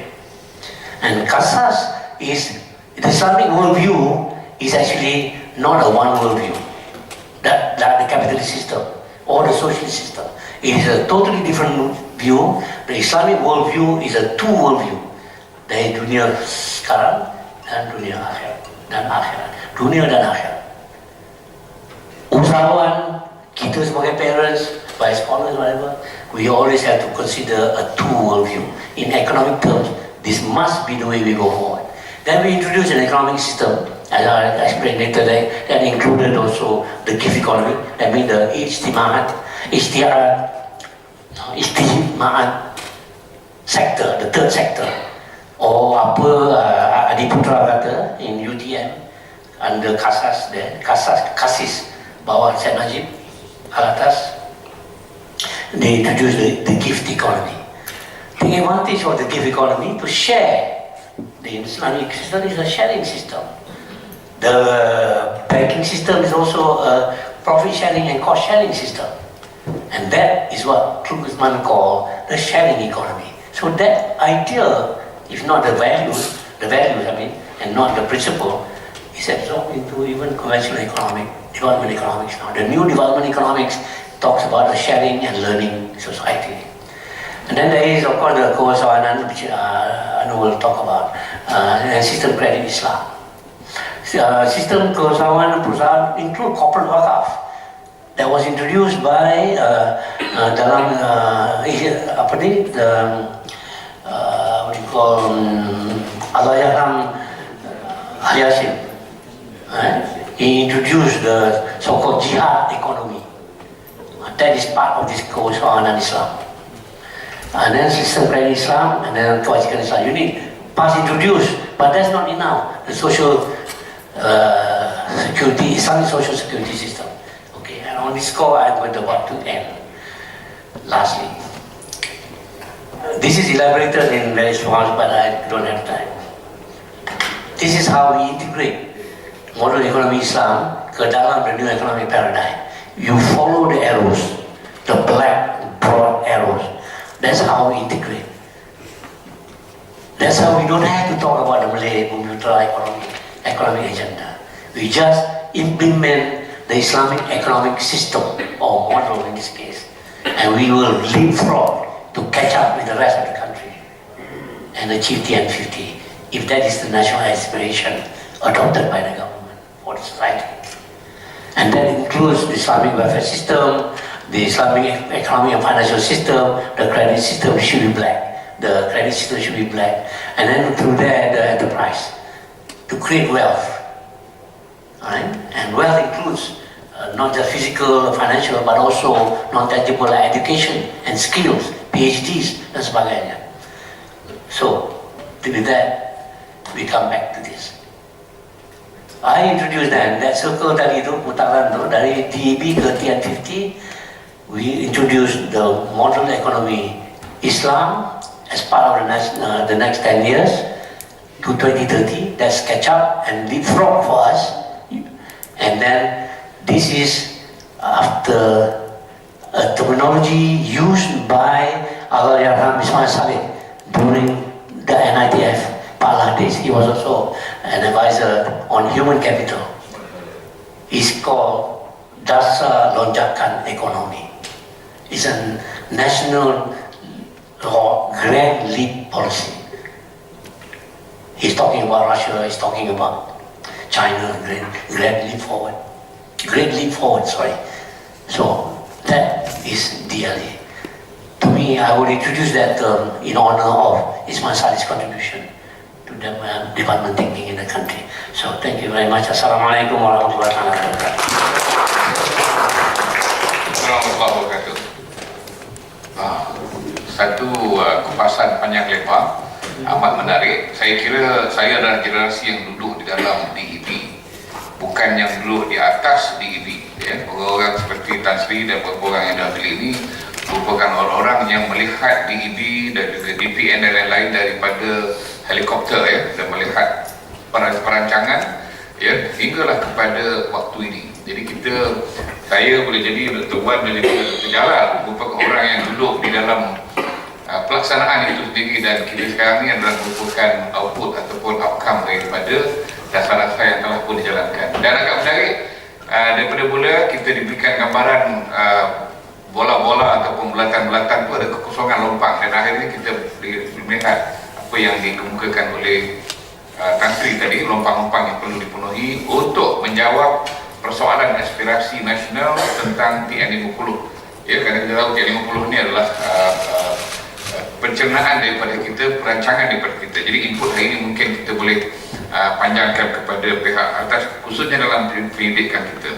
Saya cuma nak ambil kesempatan satu saja, saya nak bacakan maksud yang Transformasi sebut tentang surah Al-Qasas tadi ayat 77, yang bermaksud, dan tuntutlah dengan harta kekayaan yang telah dikurniakan Allah kepada kamu akan pahala dan juga kebahagiaan hari akhirat, dan jadi dua lah, dunia dan akhirat, dan janganlah engkau melupakan bahagianmu atau keperluan dan bekalanmu di dunia, dan berbuat baiklah kepada hamba-hamba Allah sebagaimana Allah berbuat baik kepada kamu dengan pemberian nikmatnya yang melimpah-limpah. Ini yang disebut sebagai sharing ekonomi. Dan janganlah engkau melakukan kerosakan di muka bumi, sesungguhnya Allah tidak suka kepada orang yang membuat kerosakan. Baik, cukup setakat itu. Saya sekali lagi ucap terima kasih bagi pihak ATMA UKM kepada Tan Sri di atas pembentangan yang cukup menarik tadi, padat, bernas, dan boleh dijadikan bahan untuk pendidikan kita pada yang akan datang. Baik, saya dengan ini persilakan saudara Dr. Jalal untuk memberikan pandangan beliau berhubung dengan tajuk yang diberikan. Mungkin kita boleh hadkan sekitar dalam 20 minit ya, atau 25. Dr. Jalal boleh berdiri, kalau nak berdiri boleh. Kita ada ni kan slide changer. Okey. So Dr. Jalal nak duduk.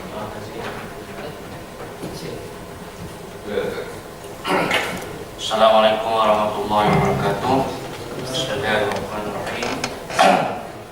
Yang saya hormati Yang Berusaha Dr. Subian, nama saya kerjasama dengan dia dalam penyelidikan, sinilah jadi ATMA. Terima kasih kerana menjemput saya dan memberi kepercayaan untuk bercakap pada hari ini, bukan sebagai seorang pakar, tapi sebagai pemudah cara sajalah. Kita orang muda sikit lah pada tensi. Jadi ramai otak-otak ini, saya pun rasa malu juga. Dan apa yang dibincangkan oleh Tan Sri tadi banyak mengupas mengenai ekonomi makro dan sedikit mikro, national context. Dan otak-otak ini memang dulu pernah saya mendengar ceramah diorang, seminar dan sebagainya. Hari ini mereka pula mendengar saya punya percakapan, jadi saya agak malu sikit lah dari segitu. Walau bagaimanapun saya cuba menghuraikan apa yang saya dapati, dan saya cuba relatekan dengan pengalaman saya di underground, sebab saya banyak buat kajian tentang masyarakat Melayu di luar bandar dan juga di bandar yang berkaitan dengan kemiskinan bandar dan sebagainya. Mungkin saya agak lebih mikro sikit dari segi kupasan saya lah dalam masa 20 minit. Daripada kajian saya yang dibuat di peringkat mikro ni, saya rasa dalam konteks ekonomi, pembangunan sosioekonomi dari aspek sosial dan juga budaya dan sebagainya, kita lihat bahawa masyarakat Melayu ni biasanya dia terdiri daripada 3 pemikiran ini yang kita jumpa, sama ada dia seorang yang pragmatis, idealis dan juga realism. Dan pertemuan gaya pemikiran inilah menyebabkan apa yang berlaku seperti mana yang diuraikan oleh Tan Sri lah. Ada orang dia nak, orang policy maker dia nak, ini berjaya, kena berjaya polisi dasar ni dan sebagainya. Orang idealis macam kita ni beri macam mana cara nak menjalankan dan sebagainya. Tapi bila sampai ke bawah, this is anything problem. Dari segi tafsiran, dari segi kepahaman, dari segi mereka menerima pembangunan itu jauh berbeza apa yang kita mahukan. Tambahan pula dengan berlaku, saya rasa begitu pantas daripada DEP sampai ke TN50 ni begitu pantas, strategi-strategi pembangunan, dasar-dasar pembangunan berubah dan sebagainya. Sehingga kan bila saya pergi ke peringkat grassroots ni, dia orang pening macam mana nak tafsirkan daripada dulu gerak desa wawasan kepada gerak daya wawasan sampailah kepada desa lestari. Macam mana dia nak tafsirkan dalam kehidupan dia, sebab terlalu pantas berlaku dan sebagainya. Kemudian berlaku pertumbungan idealisme JKK dengan NGO kampung dan sebagainya. Sekarang ni sudah ada gerakan-gerakan di bawah sana untuk memisahkan antara JKK dengan kegiatan ekonomi kampung. Jadi JKK dia akan pergi dengan cara politik dan juga pentadbiran dia, dan NGO yang terlibat dengan ekonomi kampung ni pergi dengan cara dia. Jadi tidak akan berlaku di mana ekonomi itu hanya JKK jugalah yang buat, anak saudara dia jugalah yang buat, ataupun anak beranak dia juga yang buat dan sebagainya, supaya dapat memisahkan pertemuan kepentingan. Dan seperti mana yang telah saya cakap tadi, ekonomi ni dia mencipta peluang. Bagaimana orang Melayu mengambil peluang ini? Saya rasa dia lebih kepada orientasi ataupun berpaksikan kepada apa yang government tawarkan. Jarang dia mengambil yang di luar sana, sama ada ditawarkan oleh pihak bukan kerajaan dan sebagainya, tapi dia menunggu apa benda ini pula dekat pilihan raya ni macam-macam apa benda yang dan seperti mana yang saya cakap, ekonomi Islam ni kalau betul-betul dibuat, akhirnya akan membawa kepada zero poverty. Saya pernah berlaku di zaman Sayyidina Umar bin Aziz, tidak ada orang pun dah layak menerima zakat. Kita nak kalau boleh begitulah. Dan balik kepada Tan Sri juga, apa yang dicerita itu adalah pembangunan insan tu. Kita boleh bagi duit bagi modal pada orang dan sebagainya, tapi amanah, kejujuran dan sebagainya itu lebih diperlukan. Dan dalam konteks perubahan sosial melalui ekonomi, kalau kita lihat pada orang Melayu, dia lebih kepada structural process. Apa yang institusi tawarkan itulah yang dipergunakan. Tapi jarang dia nak mengubah diri mereka itu supaya lebih maju ke hadapan daripada apa yang ditawarkan. Misalnya pengalaman saya menilai rancangan luar bandar Negeri 9. Kita semak balik kepada handset adunan di Dewan Rakyat dia, 70% komplain ataupun soal jawab asyik cerita pasal jalan raya, jambatan, infrastruktur lah, jambatan, sampah dan sebagainya. Tidak ada menceritakan bagaimana kita nak meningkatkan sikap orang Melayu ni supaya terus maju dalam ekonomi. 70% soalan-soalan seperti itu. Jadi macam mana kita nak mengubah seperti mana yang kita tangsi tadi, supaya persoalan Melayu ni kita beralih kepada untuk meningkatkan middle income class. Kita tahu dalam konteks dia negara maju Jepun 60% lebih kurang middle class. Finland lebih kurang gitu juga middle class, dan juga Norway dan sebagainya. Dan saya cuba memperkenalkan satu formula alternatif lah untuk ekonomi orang Melayu ni. Kita jangan lagi terikat dengan idea-idea United Nation secara keseluruhannya, tapi kita boleh ubah sesuaikan. Mungkin kita nakkan satu ekonomi yang utuh, tapi dalam waktu yang sama, bila kita nak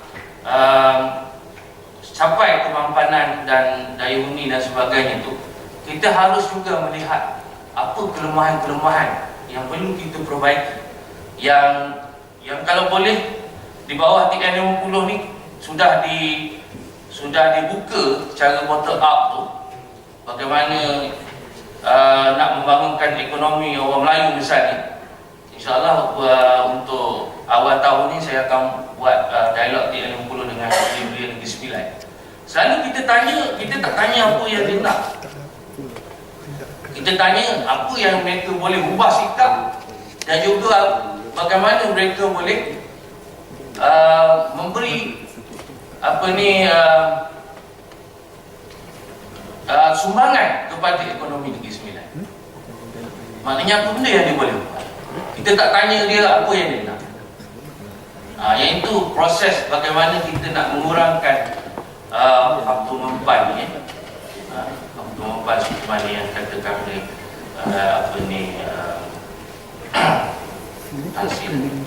Dan sebab itu dalam konteks bila membicarakan ekonomi Melayu ni, kita harus melihat dalam konteks persoalan bukan exogenous saja, faktor-faktor yang menyokong kemajuan ekonomi itu, tetapi seharusnya melihat kepada faktor diri manusia itu sendiri. Sekarang dah pergi neo-indigenous, networking dan sebagainya, dan juga bagaimana worldview dia, futurologi dia terhadap ekonomi sekarang. Saya rasa Tan Sri cakap tadi semua betul, tapi bila kita tanya, tak payahlah tanya ketua kampung, tanya setengah hotel rakyat pun dia tak faham bagaimana ke arah ekonomi kita sekarang, dan bagaimana dia nak menerangkan kepada dan mendidik orang kampung ataupun orang di bawah sana supaya ke arah ekonomi yang lebih sempurna tadi.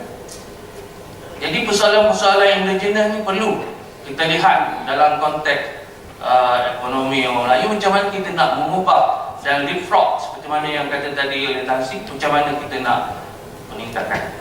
Dan ini ciri-ciri orang Melayu yang sepatutnya kita boleh jadikan asas untuk ke arah ekonomi Islamik tadi, yang boleh kita jadikan ya. Tapi dalam konteks falsafah pembangunan ekonomi di Malaysia, kalau kita lihat, memang tidak lari daripada membasmi kemiskinan dan juga menyusun kembali masyarakat. Mungkin dalam konteks yang TN50 ni, kita bukan lagi menyusun ikut kaum, tapi menyusun ikut kelas, kelas. Iaitu meramaikan, menjamakkan golongan middle class.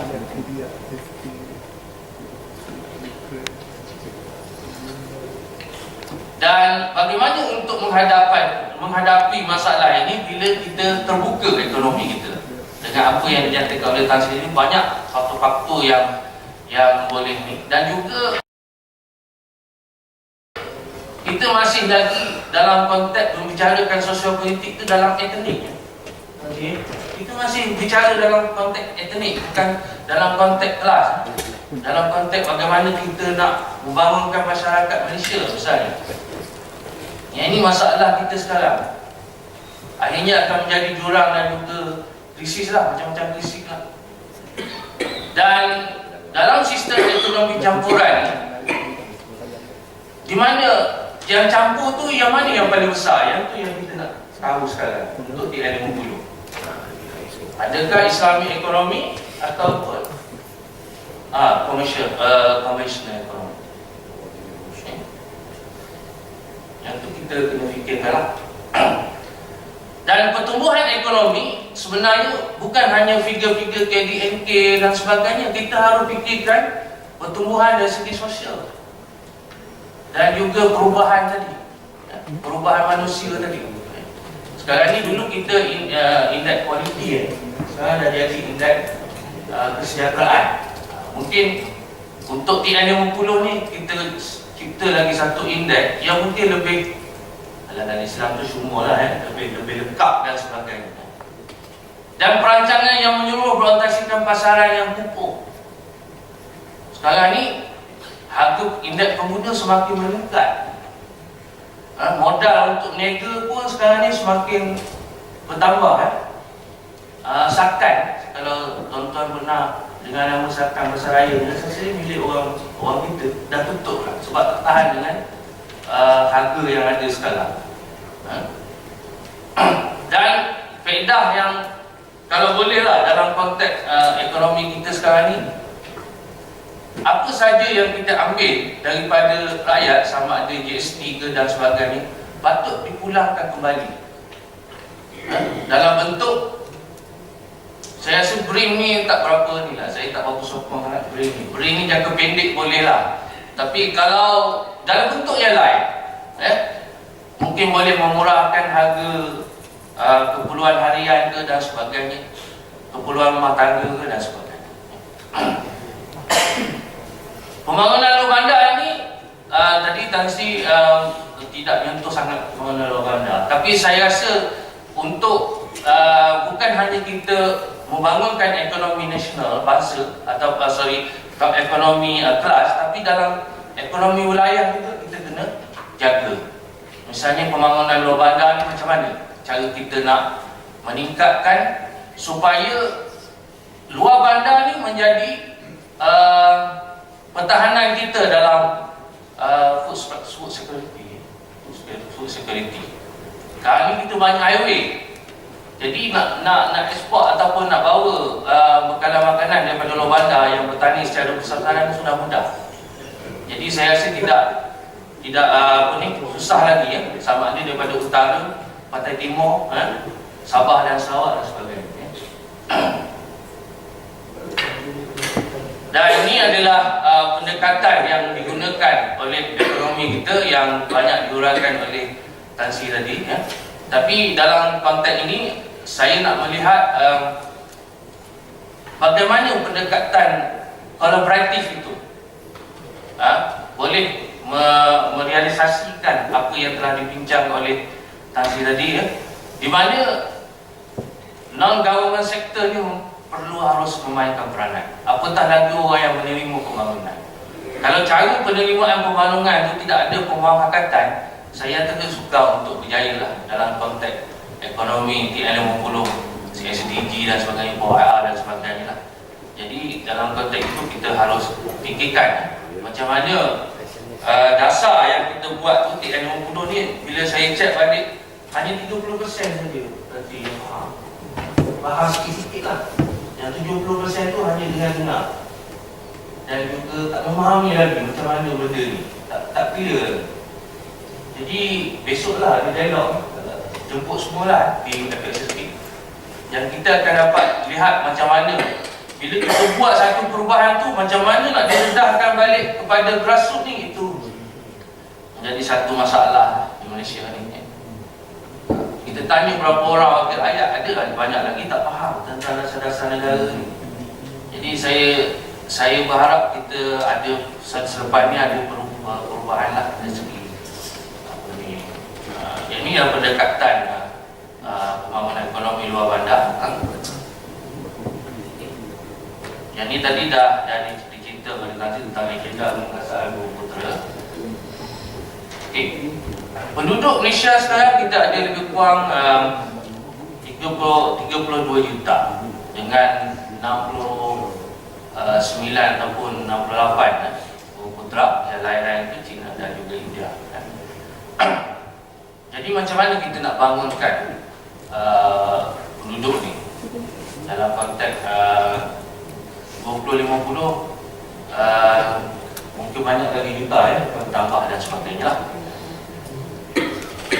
Jadi kalau kita lihat kepada apa yang berlaku yang lepas-lepas, didapati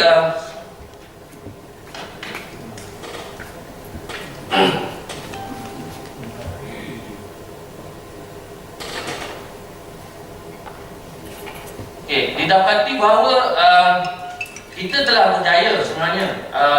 Kalau kata tadi 0.3. Kalau kita lihat, kita dah capai lah 0.385 kan, dekat ini. Agak-agak lebih turun lagi lah untuk tahun 2020 kan, di kalangan Melayu kan. Yang masyarakat Cina, India ni masih lagi masih tinggi. Sebab tu dalam persoalannya sekarang, adakah kita nakkan ekonomi etnik kita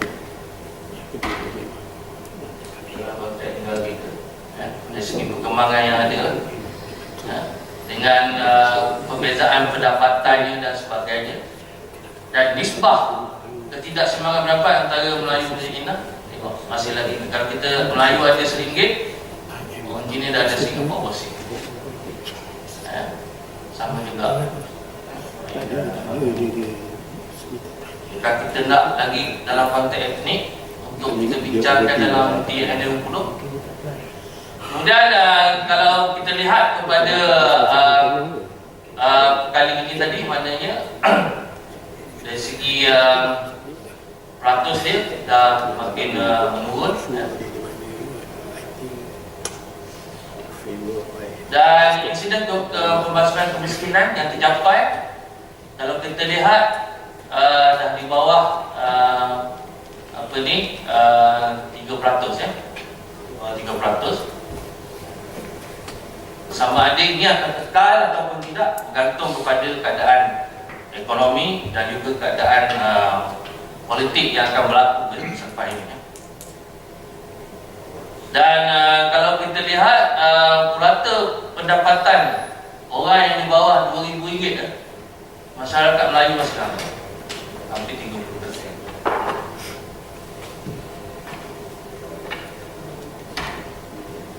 Dan insiden kemiskinan masih lagi orang Melayu Bumiputera yang ramai bandingkan China dengan India.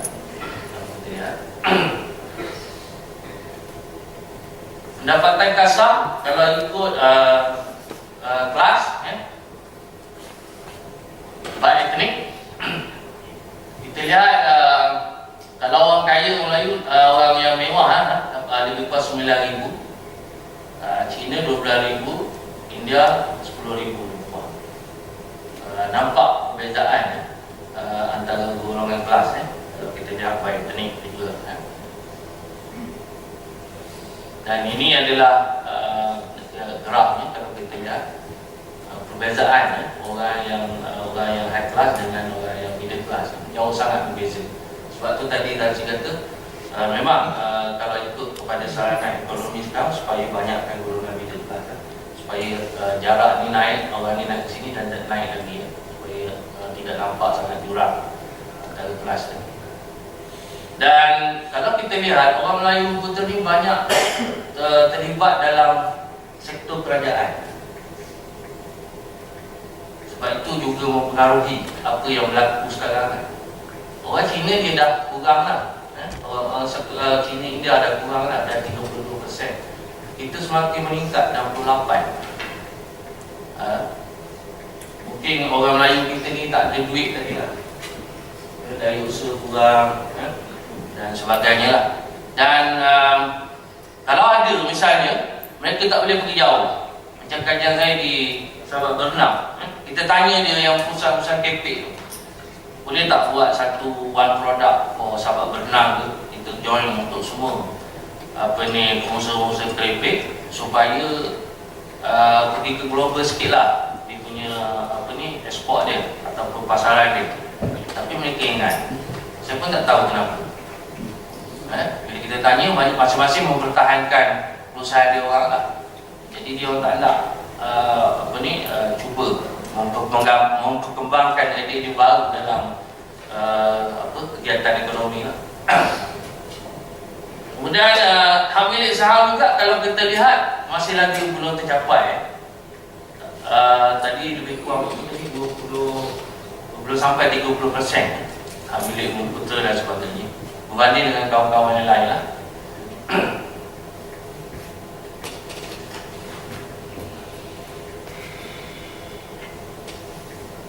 Baik isu ni.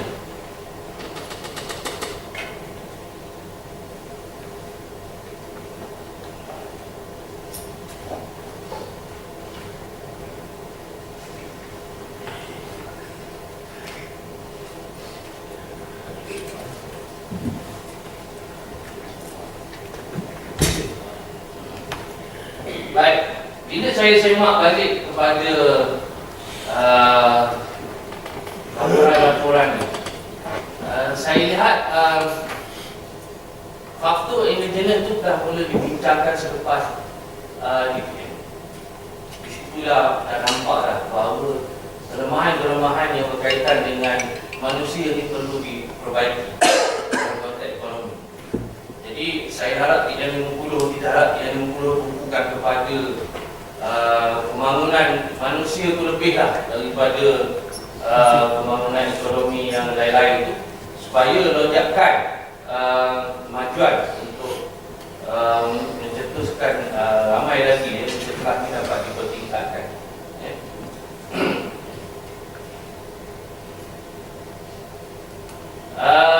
Antaranya disebabkan empat punca utama pendapatan.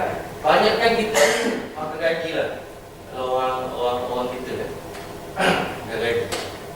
Jadi sebab itu kita lihat apa yang berlaku, maknanya ekonomi Bumiputera itu kurang cemerlang daripada masa-masa lain lah. Mungkin akan diuraikan oleh ahli panel ketiga nanti bagaimana. Dan kebanyakan yang masih dalam B40 rumah dalam ekonomi putih ramai di negeri-negeri yang majoriti Melayu, Pahang, Kelantan dan juga. Jadi ini yang perlu dilihatlah dalam konteks regional. Dan untuk pergi kepada masyarakat yang inovatif tadi, kita lihat cara pembelanjaan isi rumah kita ni kurang dalam bentuk pendidikan. Saya tak tahu berapa minimum yang sepatutnya. 3%. 3% untuk pembelanjaan pendidikan untuk meningkatkan kemahiran. Sama ada kemahiran kedua ke, kemahiran ketiga ke. Jadi perlu difikirkan, adakah cukup dengan 1.3% daripada pendapatan isi rumah untuk meningkatkan kemahiran mereka dalam aspek pendidikan lah. Sama juga sebelum itu masih belum tercapai, baru naik 1.2 daripada 2014. Yang ni yang isu empat saya nak bincangkan daripada penemuan saya di lapangan. Yang kita lihat perkara-perkara yang disenaraikan itulah yang menyebabkan orang Melayu ketinggalan dari aspek kawan-kawan lain lah, dari segi ekonomi dan sebagainya. Tapi benda-benda macam ni bila kita bentangkan di mana-mana pun akan menjadi isu lah. Tapi sebenarnya itulah penemuan bila kita buat kajian di bawah sana.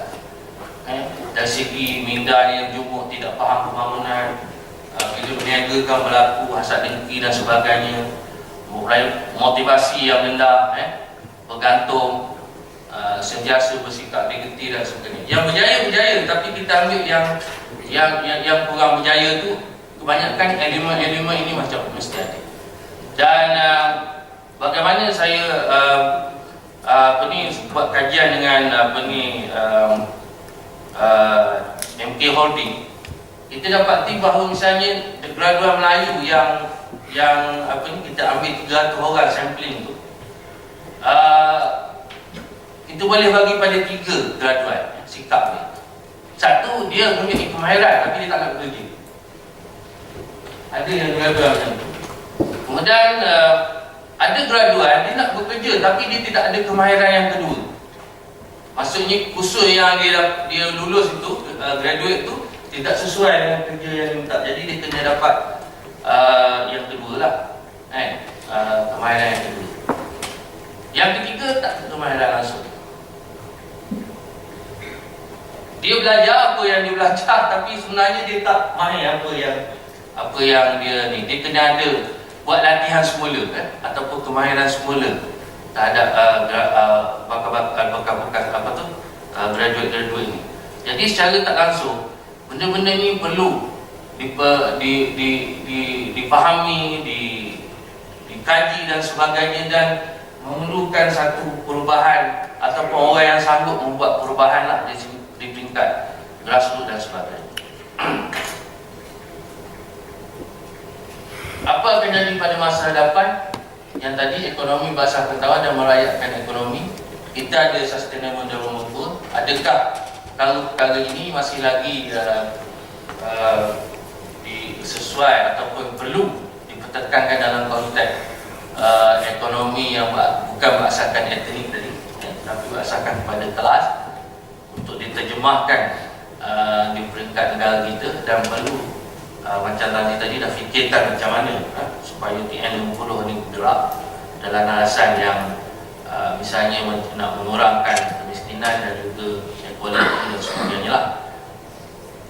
Dan sebenarnya dalam 4IR yang saya tertarik di situ, bagaimana dia menterjemahkan 4IR tu supaya ada paradigma dari segi pemikiran, bukan teknologi saja. Dan dia mencadangkan paling memang dari segi hati. Hati kita ni kena bersih.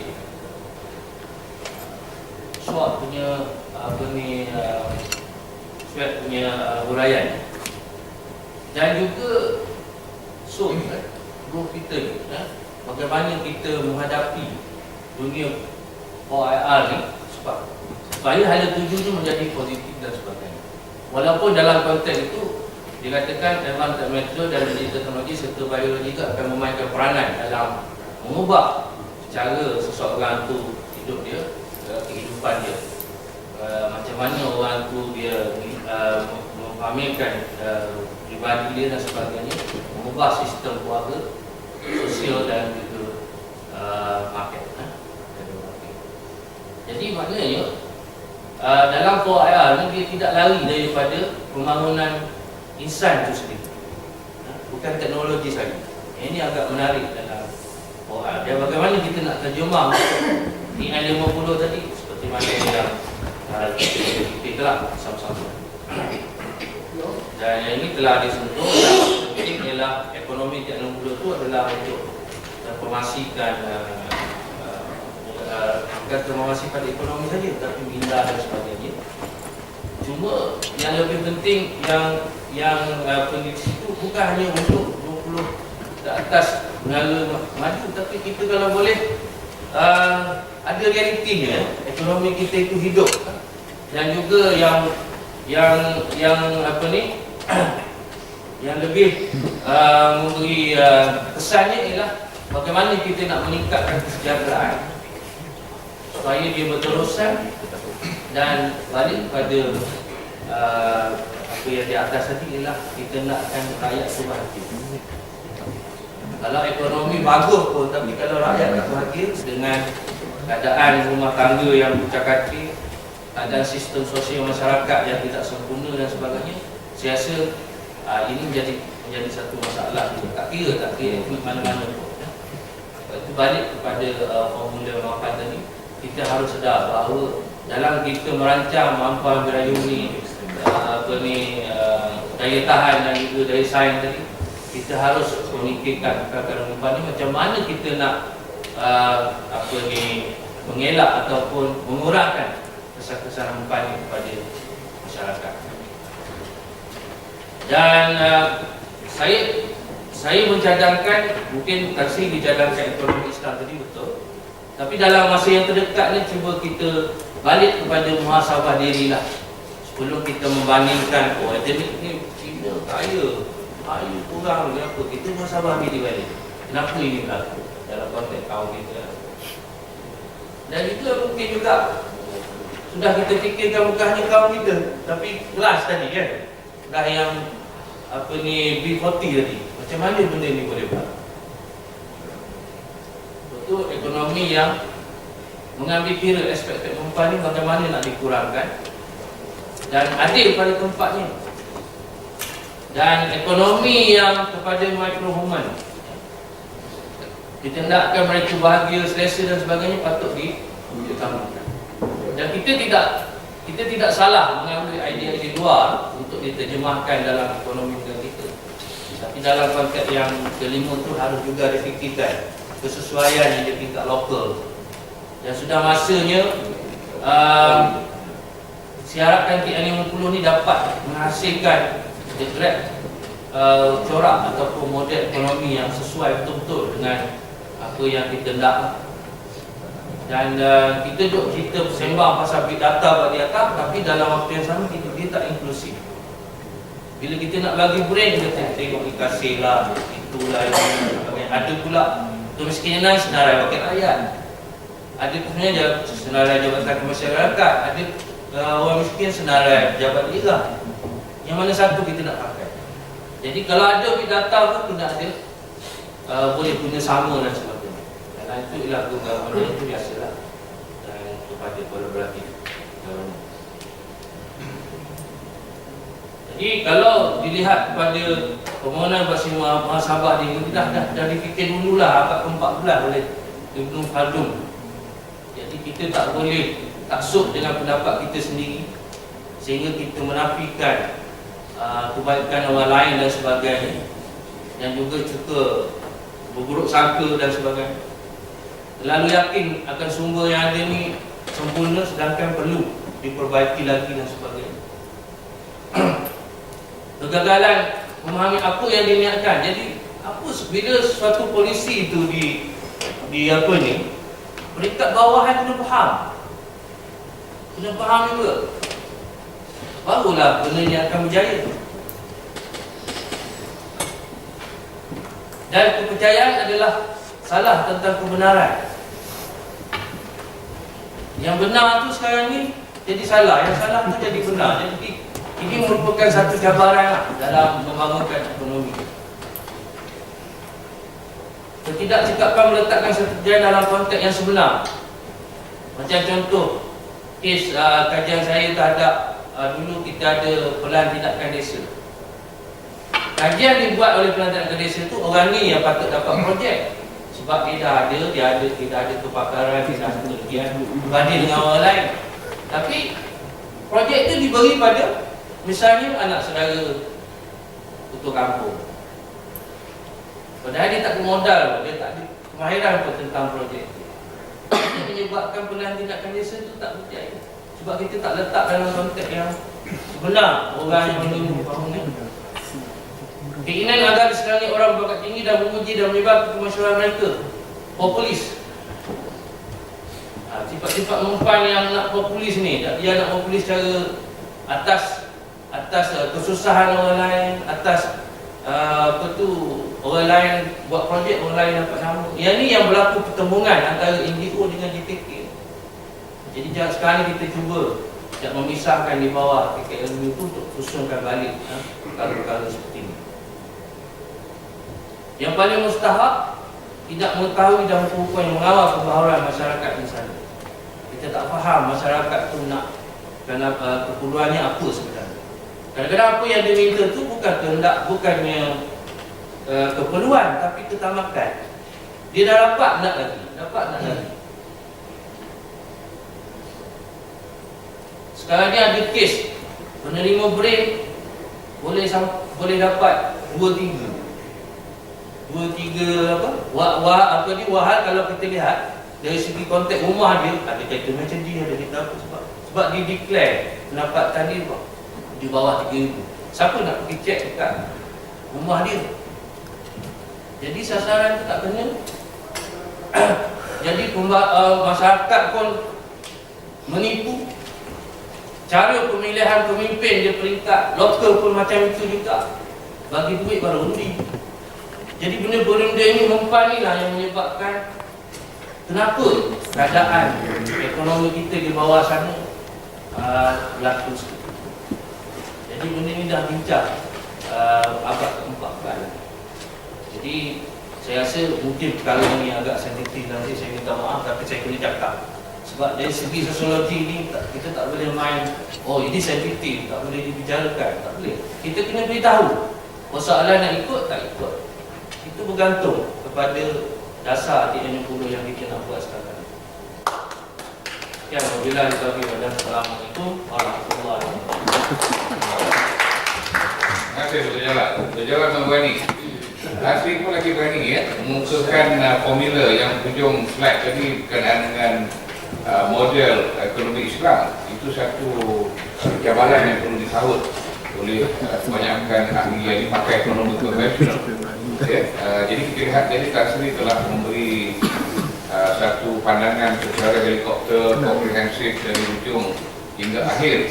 Manakala terjalan lebih kepada tahap betul-betul dan mengisi bahagian-bahagian yang tertentu dalam pemetakannya tadi. Sekarang kita akan terus zoom in terus ke dalam satu aspek ekonomi tentang Bumiputera ini ialah tentang SME dan bagaimana kedudukan mereka sejak dulu dasar ekonomi baru diberikan, dasar pembangunan negara dibentukkan sampai pada hari ini. Apa jadi dengan SME kita pada hari ini? Jadi kita silakan Dr. Wan. Bismillahirrahmanirrahim. Assalamualaikum warahmatullahi wabarakatuh. Kepada Prof. Dr. Sufyan, Tan Sri Kamal, Associate Professor Jalal, Profesor Transformasi, Profesor Datuk Dr. Firdaus dan Profesor Dr. Wan Hashim. Saya ingin mengucapkan terima kasih kepada pihak ATMA kerana menjemput saya untuk menjadi panel untuk Wacana ini. Dan topik pada hari ini mengenai soal small and medium enterprise dan economic development ini ialah satu topik yang penting yang telah dibincangkan saya rasa lebih daripada 20 tahun, dan saya rasa Prof. Syamsuri juga ada menulis banyak saya rasa artikel mengenai topik tentang economic development. So daripada fieldwork saya pada tahun 2011 di Pulau Pinang, export growth contribution di Penang ni ialah lebih daripada 30%. So SME Melayu ataupun Bumiputera, contribution dia yang ada linkage development dengan MNC di Penang kurang daripada 5%. Kurang daripada 5%. It means that kita tak boleh celebrate that much our foreign direct investment from early 70s tu sampai ke sekarang ni. Kita punya foreign direct investment tu tak contribute banyak membantu kepada dasar ekonomi baru yang nak upliftkan kita punya small and medium enterprise.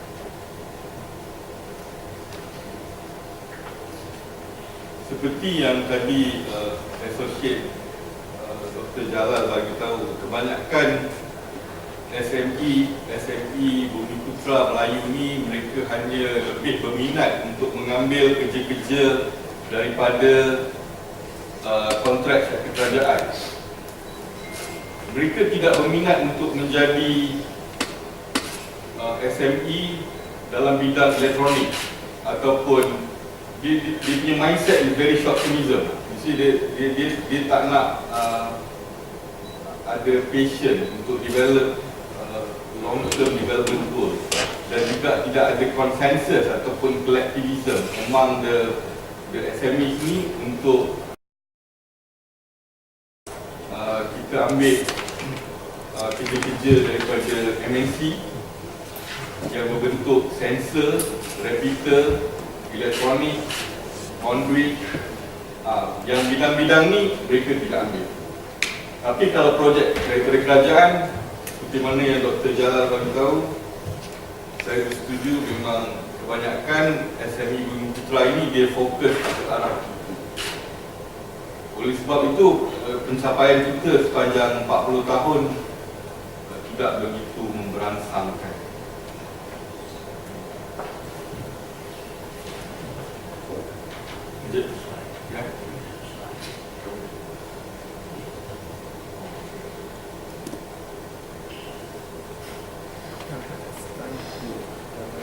Jadi saya quote apa yang Albert Einstein beritahu, insanity is doing the same thing over and over again, expecting different results. So it means that kita ada polisi terhadap keusahawanan ni dah lama. Daripada tahun 1990 sebenarnya kita dah fokuskan menubuhkan satu kementerian usahawan. Pada masa tu tahun 1990 kita ada kementerian usahawan dan development pembangunan koperasi, dan kementerian ini telah ditutup pada tahun 2009. Kerja-kerja daripada kementerian ini telah dialihkan kepada SME Corp, SME Bank dan juga berbagai-bagai agensi di bawah ministeri lain, ministeri bawah bandar, mara dan sebagainya.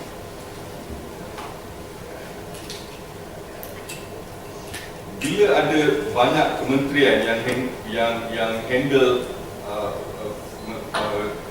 mengenai usahawan pembangunan usahawan Bumiputera ini, jadi maka dengan itu terdapat banyak redundancy.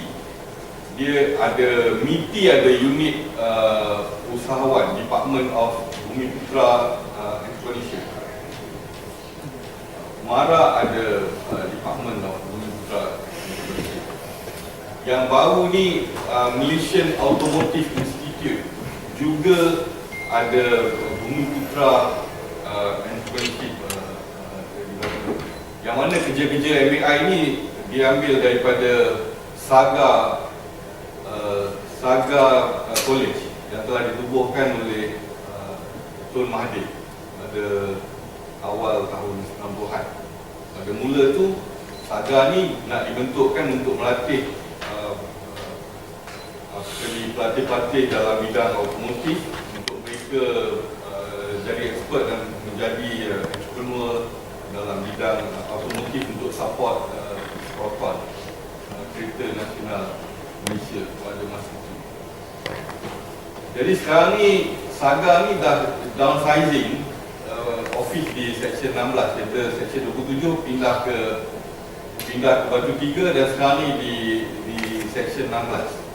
Dan MAI ditubuhkan tahun 2009, beroperasi di Cyberjaya, report directly bawah MITI. Jadi sekarang ni ini yang kita kata insanity, ataupun kita tubuhkan banyak agensi yang untuk support Bumiputera Entrepreneurship Development. Tapi ada agensi-agensi ini, mereka ni ada redundant work yang membuat kerja-kerja yang sama juga, yang progresnya tidak boleh.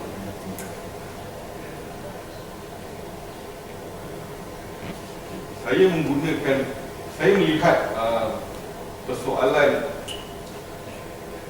SME development ni daripada 3 perspektif. Satu, daripada perspektif historical. 2, daripada perspektif institutional. Dan 3, daripada perspektif endogenous growth, seperti mana yang Dr. Jalal bagi tahu sebentar. Bila kita tengok from the historical point of view, sebenarnya Malay entrepreneurs ni dia dah progress before 1511 tu. 1511 tu masa di Melaka trading entrepot tu dia dah make progress, dia dah ada nahoda, dia dah ada trading system with other entrepreneurs from China, from Parsi, Arab dan sebagainya. Jadi Malays entrepreneur already developed before colonial Alfonso came in, datang di Melaka pada 1511. Jadi progres itu juga ada kajian daripada USM menunjukkan bahawa ada penemuan tahun 500 BC di Kedah. Orang Melayu dah ada kilang besi.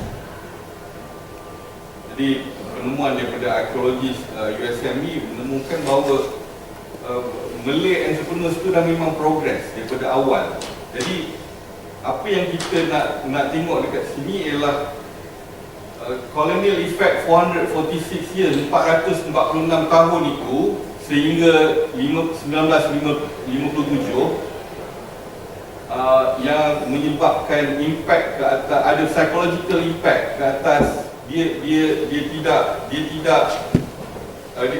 tidak boleh ada konsensus, collectivism ataupun unity seperti mana yang diberitahu oleh Syukoma dalam conclusion dia. First sentence dia bagi tahu, the Malay race has never been really united. This is the ayat yang pertama dalam buku Syukoma. Dia kata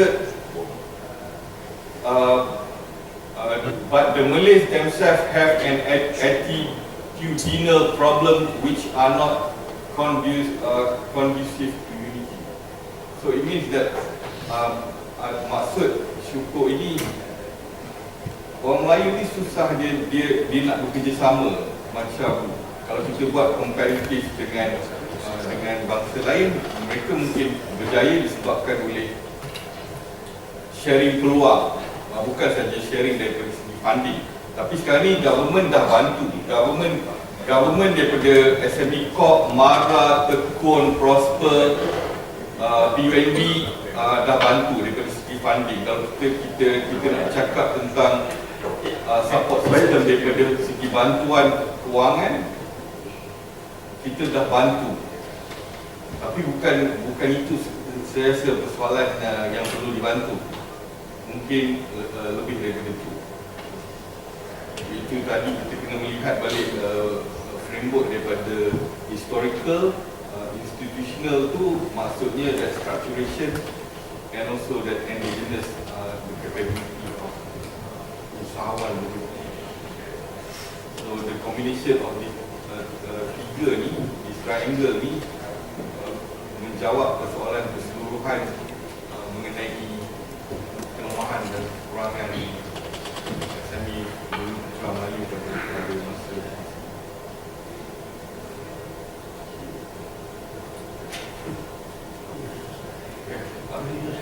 ya, okey.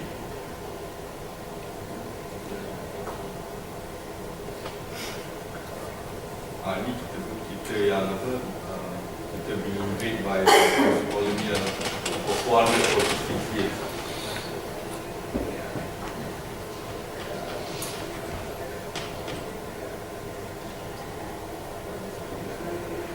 Okay. Zakba pada tahun 1920 dia ada menulis buku mengenai perangai orang Melayu ni, dia bergantung kepada diri dia sendiri. Dan dia menyebut tentang dua konsep kemiskinan. Yang pertama ialah kemiskinan orang Melayu itu dia tidak explore dan mengambil ilmu ataupun knowledge. Yang kedua, orang Melayu, kata Zakba ni, dia tidak ada konsistensi ataupun resilient untuk buat kerja bersungguh-sungguh. Dia mengambil satu kerja, dia ada macam dia lebihkan tendensi itu kepada procrastination. Itu kata Zakba. Jadi apabila saya melihat biografi beliau sebenarnya bekerja dengan British, yang menyebabkan beliau ada ideologikal demikian terhadap mentaliti orang Melayu. Dan ideologi ini telah ditolak oleh Syed Hussein Alatas dalam buku The Years of Lazy Native.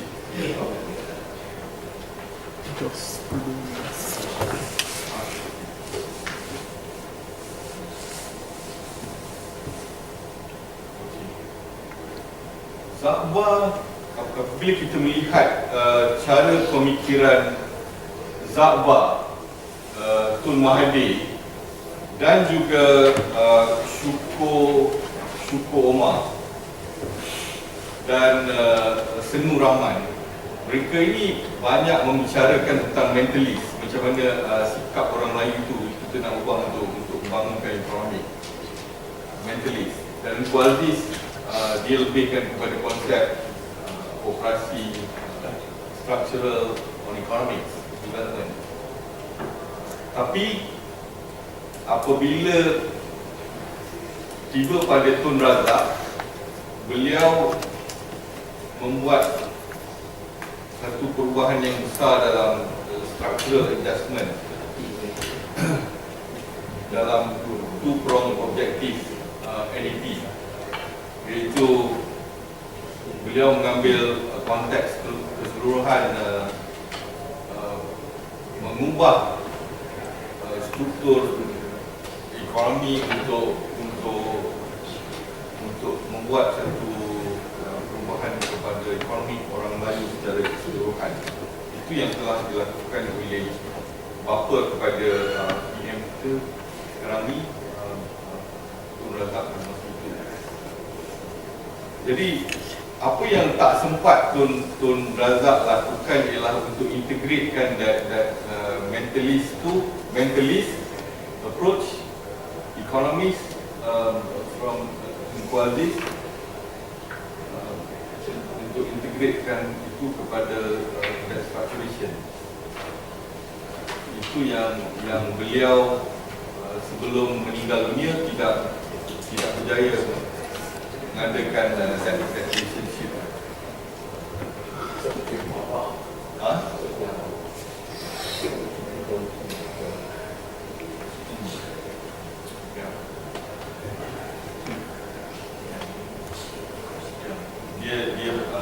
Razak dia refer to the larger social structure yang mana Dakbar dan Kuala tidak memikirkan pada masa itu.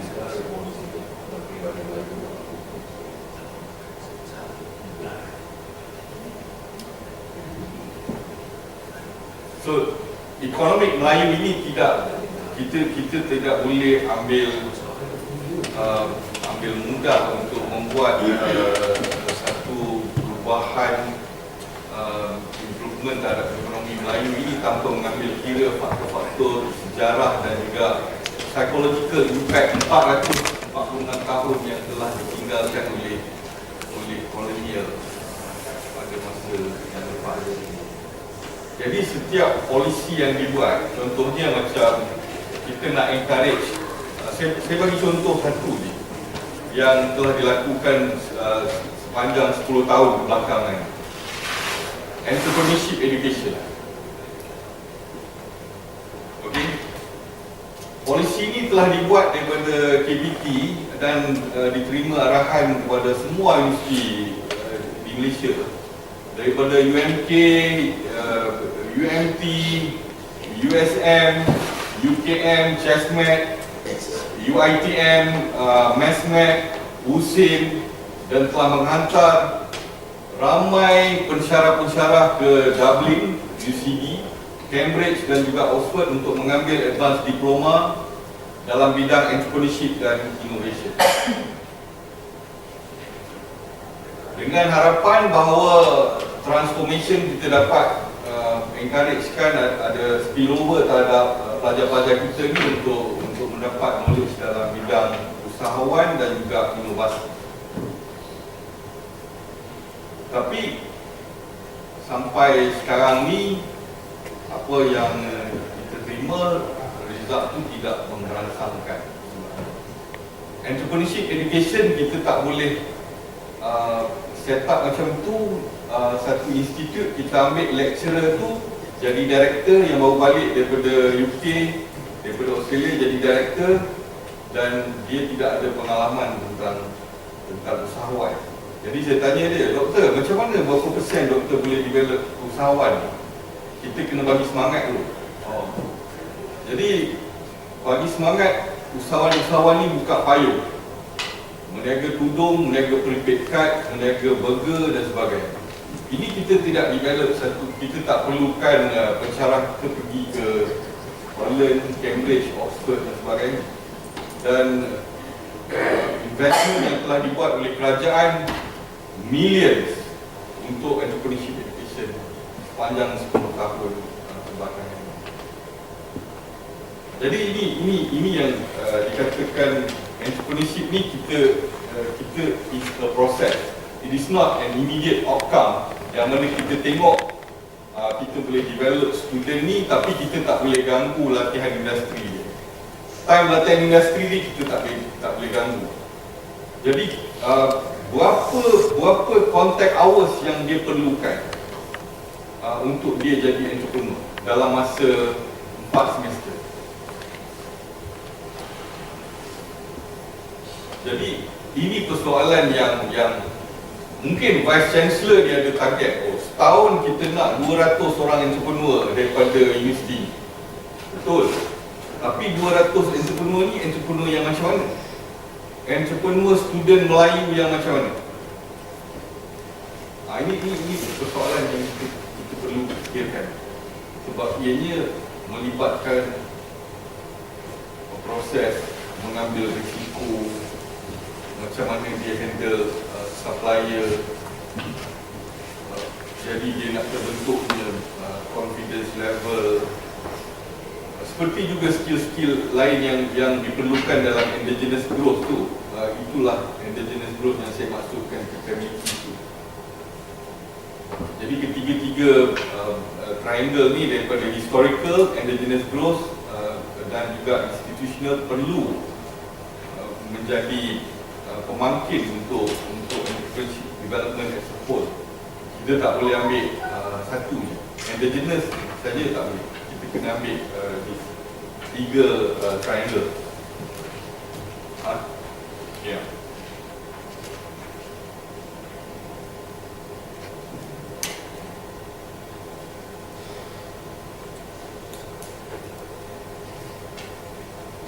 Di UKM seperti kata Dari tadi masa dalam pembentangan beliau, kumpulan penyelidikan 15 yang rasanya 4 orang dah meninggal dunia, termasuk Profesor Ismail Saleh,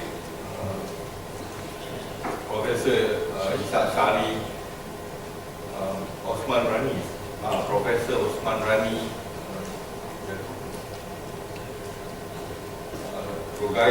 Prof Rogayah Martin yang terlibat dalam kumpulan 15. Mereka membuat report ataupun laporan ini adalah hasil daripada zaman Tun Mahathir pada masa tu. Dia buat liberalisation, encourage dan FDI, dan kumpulan ini mempersoalkan bahawa berapa persen Bumiputera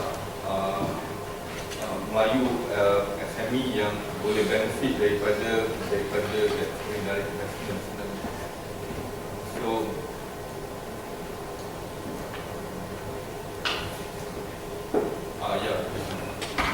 fail to develop more Bumiputera SME to uplift their performance with MNC. So masa depan Malaysia, kita tidak boleh semata-mata rely on komitmen ataupun perancangan semata-mata, tapi kita harus mengambil kira faktor kemanusiaan, develop human resource development secara keseluruhan itu penting. This is human capital development ni masuklah skill development, education, this endogenous growth. Kan? Endogenous growth ni saya lebih kita nak tengok kepada capability, because SME ni dia on the supply side, government always at the demand side kan. So SME on the supply side. So kita boleh supply SME Bumiputera Melayu yang macam mana? Ini persoalan yang kita fikirkan on that capability side. So kalau kata tadi yang universiti itu untuk 10 years, MESMET, JASMET, UMK Entrepreneurship University, UTM, USM, UMP, Universiti Perlis, Datuk Salidin. Jadi semua ni kita kena tengok what is actually the outcome of the government spending for the past 10 years. What is the outcome of that student entrepreneurship? So ini sepatutnya yang kita tengok on that capability development of student entrepreneurship. Adakah ia menghasilkan student yang betul-betul berpotensi untuk menjadikan model, entrepreneurship model ataupun tidak? Yeah. Okay, the government policy towards promoting Bumiputera usahawan ni dah sebenarnya panjang daripada zaman Tun Mahathir, dan develop, kita pun ada develop national vendor development program, yang mana vendor development program ni mengharapkan bahawa SME Bumiputera kita ni mengambil job daripada MNC. Juga kita punya vendor di bawah lembaga payung National Car Project Proton ni, yang sekarang ni Gili dah ada usaha sama, dah ada collaboration dengan Proton. Jadi bagaimana ataupun apa peranan kerajaan terhadap kita punya existing lebih daripada 300 vendor yang telah kita develop lebih daripada 25 tahun. Itu Bumiputera vendor sebenarnya yang dah develop pada tahun 90. Jadi ini juga persoalan yang kita kena lihat bila kita ada usaha sama dengan Gili. So adakah Gili boleh memainkan peranan untuk developkan local development SME Melayu ataupun dalam bidang otomotif. Jadi ini persoalan-persoalan yang kita patutnya memikirkan.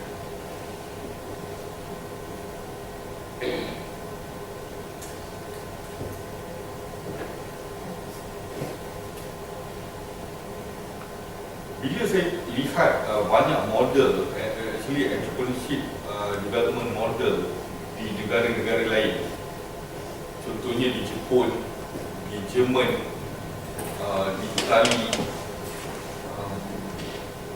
mereka ni lebih kepada dia prepare dia punya entrepreneur dia ni lebih kepada productionist entrepreneurship culture. Contohnya kita ambil satu je, jam Swiss watch kan, Swiss watch.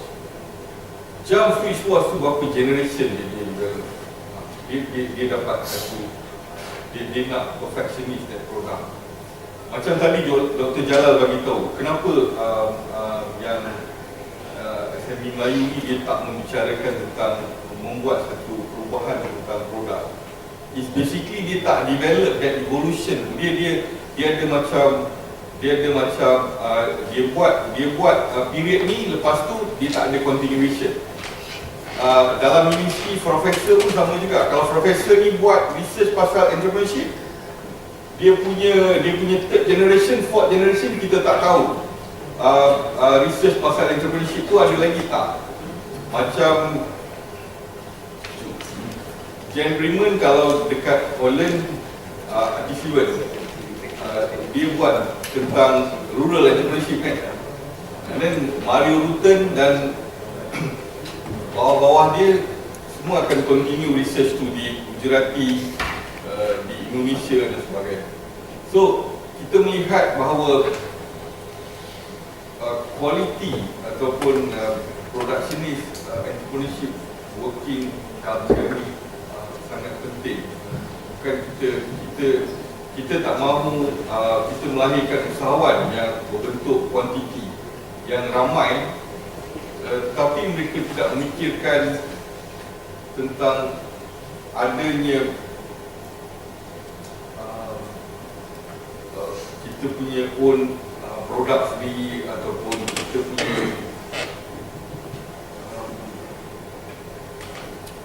punya sebab macam di Itali contohnya mereka buat dia tailor tapi dia cobbler, dia buat engine, tapi mereka ni membuat satu produk tu, dia buat satu produk tu beratus-ratus tahun.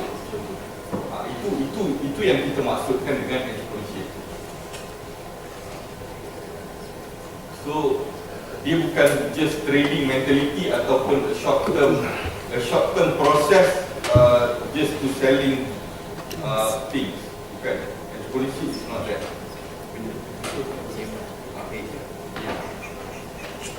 So bila kita tengok dalam berita baru-baru dalam kita punya current newspaper baru-baru ni, 20,000 bilion dah diallocatekan untuk approve untuk developkan kita punya small and medium enterprise under bajet 2018. Jadi ada 5 kategori: financing, marketing, human capital, dan technological advancement, dan semua ini untuk menjawab persoalan ke arah megatrend industrial 4.0 yang seperti tadi yang Dr. Jalal bagi tahu.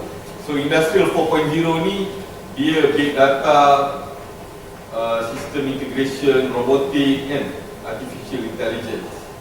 Adakah SME kita ni dalam Bumiputera ni mereka ada readiness buat 4.0 megatrend industrial? Ini juga satu persoalan yang perlu kita jawab. Dan sebenarnya 20 bilion ini adalah terlalu sedikit kalau nak dikomparekan, kalau nak kita capai terhadap wawasan 2020, kita sepatutnya ada 800 trilion, iaitu 10% bajet yang kita ada, sepatutnya 800 bilion untuk kos-kos R&D dan juga kos-kos untuk kita buat collaboration research dengan billion.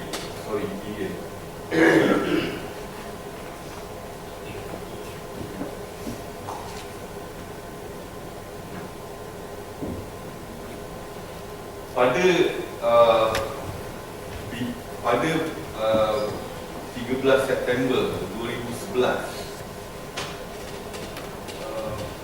Perdana Menteri Datuk Najib juga bagi tahu bahawa DEB sepatutnya kita tidak buat apa-apa perubahan terhadap affirmative action sepertinya DEB. Tapi beliau mengatakan bahawa NP policy itu sendiri hanya menguntungkan satu pihak saja, pihak yang tertentu saja. Itu yang dimaksudkan oleh beliau. Jadi maksudnya isu ataupun persoalan ekonomi Melayu belum selesai lagi pada masa itu, tahun 2011.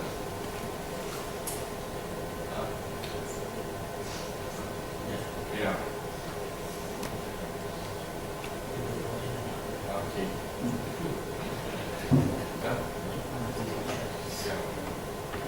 So ini apa yang kita belum capai sebenarnya.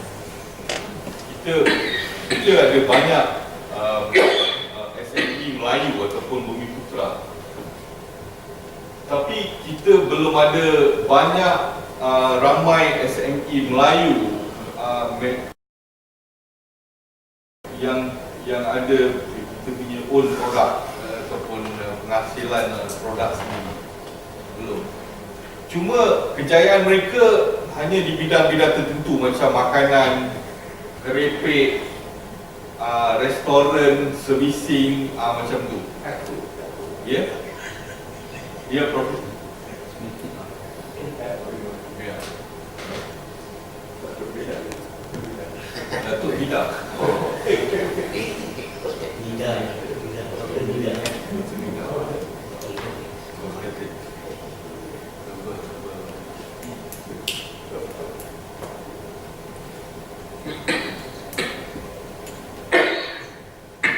So kebanyakan SME kita tidak membuat laporan kepada inovasi ataupun scaling, teknologi dalam scaling. Ini menyebabkan mereka tidak boleh mendapat pasaran yang besar, dan juga setengah-setengah daripada SME ini disebabkan oleh kekurangan bantuan ataupun kekangan kewangan. Masalah itu yang menyebabkan mereka tidak boleh berdepan untuk technological scaling. mendapatkan skill-skill labor yang skill-skill labor daripada negara luar.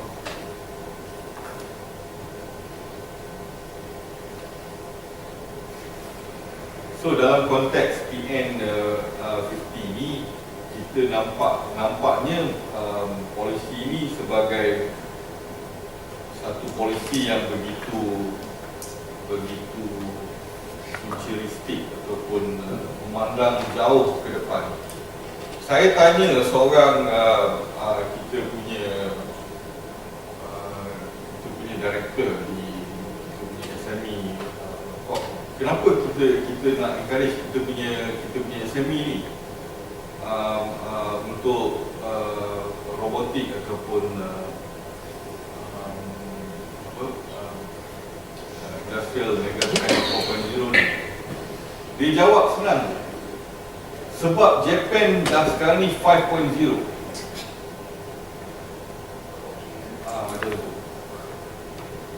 Tapi kebanyakan SME kita masih lagi di 3.0 ataupun ada yang di pasar malam lagi.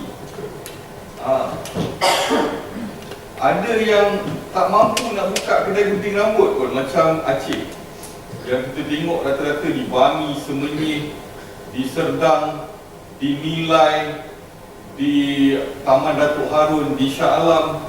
Mereka ni beratus-ratus Aceh ni yang conquer kedai gunting rambut.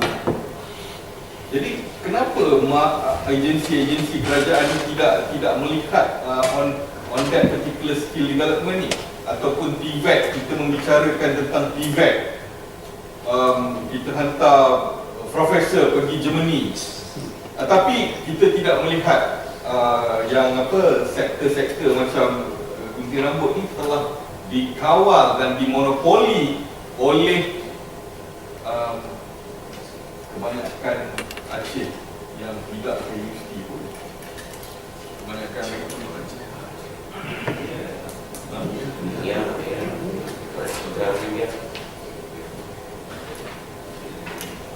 Okey, jadi saya melihat kenapa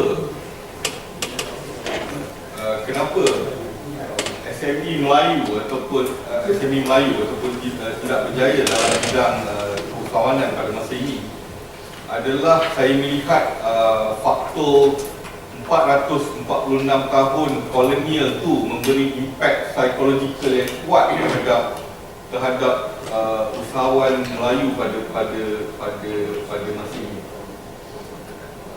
Jadi saya melihat rancangan tidak baik kolonial itu yang membuat divide and rule, meletakkan orang Melayu itu di kampung dan bangsa Cina itu di bandar. Itu adalah sebab yang menyebabkan partly contribution untuk tidak progresnya entrepreneurship Melayu pada masa ini.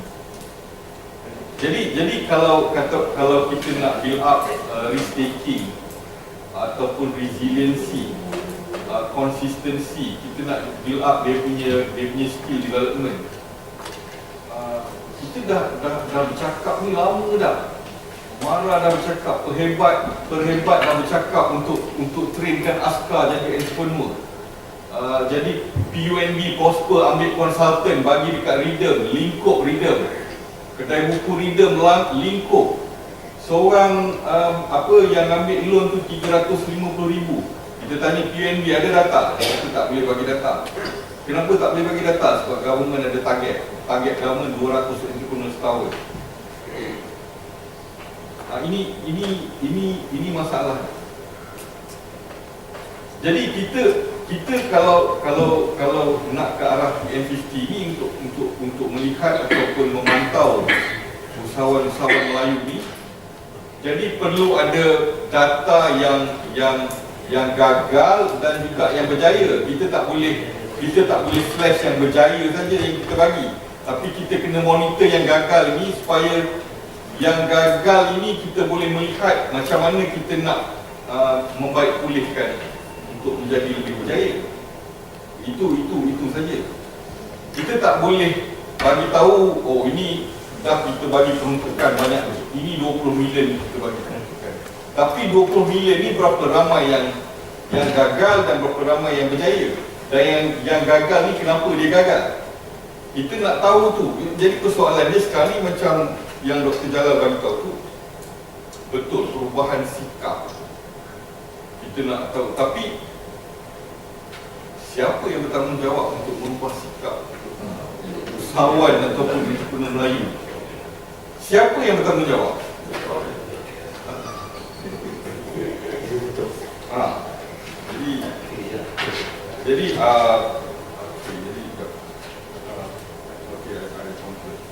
Jadi persoalan bridging gap ini sebenarnya kita lihat bila kita membicarakan tentang kita nak develop usahawan Melayu.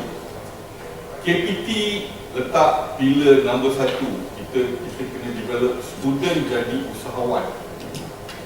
Di list tu ada besar usahawan, skill, kena student, skill kena jadi usahawan. Itu KPT.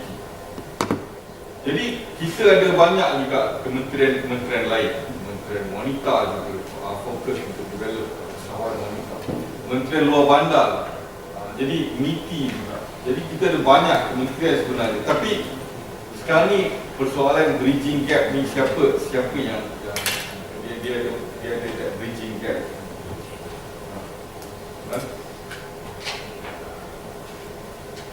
So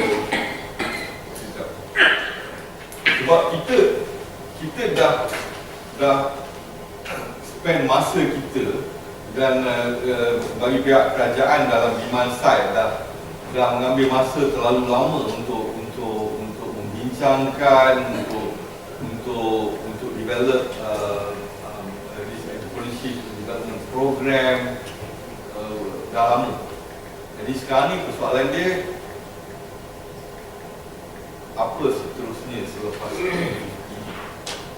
Jadi kita tak boleh reduce kita punya aiming ataupun objektif terhadap melahirkan usahawan-usahawan Melayu ataupun Bumiputera ini, downsizing dia ke standard entrepreneurship yang lebih rendah. Tak boleh. Sebab sekarang ni dah ada usahawan dalam bidang gunting rambut, ada usahawan dalam bidang-bidang lain ini dah dimonopoli oleh bangsa-bangsa yang bukan saja competition kita among the Chinese and the Malay dekat sini, tapi juga Aceh, Vietnam, kita ada Indonesia. Jadi kita kena tengok on that scale sekarang. Jadi the landscape of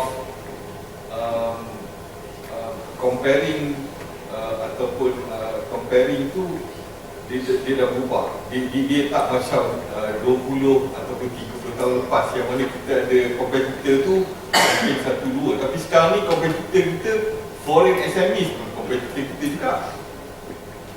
Jadi apa yang membimbangkan saya, kita tak boleh duduk sekali untuk membincangkan soal ni dengan lebih serius, untuk kita dapatkan satu framework ataupun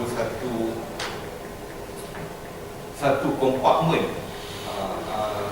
Ini maksud saya.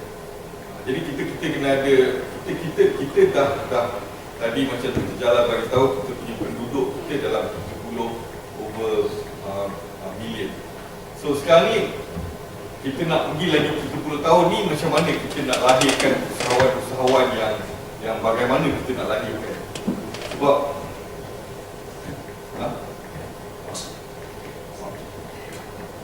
okey, kita terpaksa bersitu. Kita ucap terima kasih. Saya percaya Dr.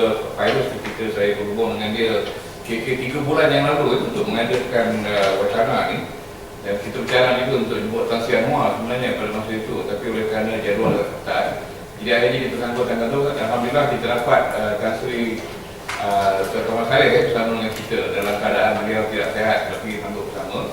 Dan Dr. Puan memang betul-betul prepare semua persoalan masa saya. Baik, itu je. Terima kasih kepada Dr. Puan dan saya kira mungkin kita boleh buka sedikit waktu untuk sesi soal jawab. Saya persilakan Dr. Prof. Firdaus. Kita tengok berapa tangan ada. Okey, betul ada 2, 3. Orang ni malam-malam semua. Reunion lah tadi saya kena kata reunion. Pakai ekonomi kumpulan 15. Sila Prof. Terima kasih saya bercakap, saya cuba untuk bercakap seringkas mungkin dan saya hanya akan memilih satu perkara saja. Satu perkara menjawab soalan, bukan melanjutkan soalan Dr. Wan Dari. Siapa nak buat masalah perubahan mental? Dan ini perkara perempuan mental tadi juga disentuh oleh Tasri Kamal, disentuh oleh Dr. Jalan. Dan ini mengingatkan saya kepada interview Dr. Mahathir di Mingguan Malaysia beberapa minggu sebelum beliau bersalin. Kata Dr. Mahathir mengakui bahawa salah satu kegagalan yang utama selama 22 tahun memerintah negara ini ialah merubah sikap orang Melayu. Diakui sendiri oleh Dr. Mahathir. Dan saya telah meneliti beberapa ucapan Presiden UMNO, Tun Abdullah, Datuk Najib sendiri dan juga Tun Mahathir, dan tak pernah tinggal dalam ucapan-ucapan mereka sebagai Presiden UMNO menyeru orang Melayu merubah sikap. Sewaktu Tun Abdullah menjadi Perdana Menteri, artinya semasa beliau masih lagi menjadi Presiden UMNO, saya tahu betul utusan Malaysia, utusan UPND, utusan Publication and Distribution diberi notis 2 minggu untuk mencetak kembali buku Revolusi Mental untuk diedarkan kepada peserta persidangan UMNO pada tahun, saya lupa tahun 2004-2005, saya lupa. Saya timbulkan perkara itu ini sekadar untuk menyatakan betapa pentingnya kita merasakan revolusi mental itu dilaksanakan. Dan amatlah sayang bahawa usaha Datuk Snu menggerakkan revolusi mental yang kita harap merupakan sebagai sebahagian yang inti dan sebati atau pada fase daripada dasar ekonomi baru itu dilaksanakan, tetapi gagal. Jadi soalan saya ialah yang seperti juga yang sebagai lanjutan kepada apa yang disebutkan oleh Profesor Kamal tadi, bagaimana kita menggerakkan kembali kempen revolusi mental itu secara sistematik, terstruktur dan masif, meminjam ungkapan Prabowo sewaktu beliau berkempen di Indonesia jadi presiden dulu. Jadi saya rasa sekarang untuk menolong kita memperbaiki ekonomi Melayu ini tidak dapat tidak usaha merubah sikap itu sangat penting. Dan tapi yang saya heran, setelah begitu banyak seruan-seruan dibuat oleh Tun Abdullah, Tun Mahathir dan Tun Najib juga, tetapi benda itu hanya 3 seruan saja. Tidak ada usaha yang concerted, tidak ada usaha yang sistematik, struktur dan masif itu dalam perubahan ini. Jadi untuk itu saya minta pandangan tuan-tuan di sana dan rakan-rakan di sini, bagaimana supaya kita gerakkan kembali supaya benar-benar revolusi mental atau perubahan sikap itu benar-benar terlaksana sehingga memenuhi harapan dan hasrat kita. Itu yang saya sudah paham. Tuan-tuan tahu apa yang saya maksudkan. Tak salah saya ketika panjang ini. Terima kasih banyak. Terima kasih Prof. Prof. Yusi, ahli pedagog dan seterusnya para presiden, saya Hashim daripada ulama. Komen saya, bila kita bincangkan satu subjek isu untuk melihat bagaimana dapat ekonomi ekonomi kita Melayu dapat dipertingkatkan. Tak dapat tidak kita mesti persoalkan benda yang paling penting sekali. Apakah matlamat keadaan untuk meningkat ekonomi kita ini? Prof. Jalal ada menjawab. Sudahnya di segi katanya peningkatan income pendapatannya membangun. Tapi apa yang lebih penting di dalam huruf merah tadi yang diterangkan dalam charter ini adalah kesejahteraan dan kebahagiaan. Itu apa-apa economic system yang kita adakan mesti ada elemen itu ke arah kebahagiaan dan kesejahteraan. Jadi kalau kita nak membuat satu sistem ekonomi ke arah itu, jadi kita pergi balik kepada economic system yang telah pun ada dan yang ingin kita tumpukan. Sekarang keadaan economic system kita, the conventional one, is sistem kapitalistik. Sistem kapitalistik ini menumpu kepada GNP, Gross National Product, duit, berasaskan kepada tamak dan individualisme. Adakah ini yang kita berkata? Ya. Tetapi perlu kita ubah. Ya. Jadi ada satu model, bukan Gross National Happiness, yang lebih berperi kemanusiaan, oleh kerana mementingkan pada dua lagi elemen, bukan saja duit, bukan saja ekonomi, tetapi aspek environmental consideration, alam sekitar, dan juga social kemanusiaannya. Jadi kita perlukan satu ekonomi sistem yang lebih berjiwa dengan hati dan juga administratif. Ya. Jadi kita nampak GNH itu adalah satu aspek yang mungkin dapat kita tolong. Tetapi bila saya datang dengan cadangan Tan Sri Kamal ini, yang membawa kepada di model ekonomi Islam, MBI, cantik. Tetapi dia membawa kepada di ekonomi Islam yang ada elemen-elemen sosial di segi wakaf, zakat, jadi itu aspek sosial yang cantik. Tetapi apa yang perlu kan kita integratekan dalam MEI ini adalah elemen alam sekitar yang kita ada. Mungkin kita dapat tekankan dengan ini. Kita ambil ini modelnya yang boleh diterima, tapi kita integratekan elemen alam sekitar ini yang paling penting. Kerana bagi cabaran-cabaran yang ada sekarang ini, kalau kita tengok di segi dunia ini, adalah pertukaran iklim, climate change, ya, yang menggugat kita sendiri. So penting dapat kita ni. Saya juga bersetuju dengan Tan Sri Kamal tadi. Kita tak dapat melihat dasar ekonomi Melayu sebagai Melayu saja, tetapi dalam konteks globalization, dalam konteks industri, revolusi industri 4.0, ya, dengan digitalnya, digital ekonominya dan lain-lain. Ya. Jadi tak dapat kita nak fokus hanya kepada etnistik. Perlu kita melihat dari segi keseluruhan. Ya. Itu yang kedua. Yang ketiganya ingin saya juga kaitkan dengan apa yang sahabat saya sebutkan tadi, dari segi mengubah sikapnya. Saya rasa ini penting dan saya rasa untuk memperkukuhkan ekonomi orang Melayu, nilai-nilai seperti disiplin, ya, perlu kita perkuatkan. Dari segi integrity, ya, work ethics, keintelektualan, membaca dan menulis, ya, dan aspek-aspek ini adalah penting, ya, dan ini dalam konteks revolusi mental yang kita perlu adakan, ya.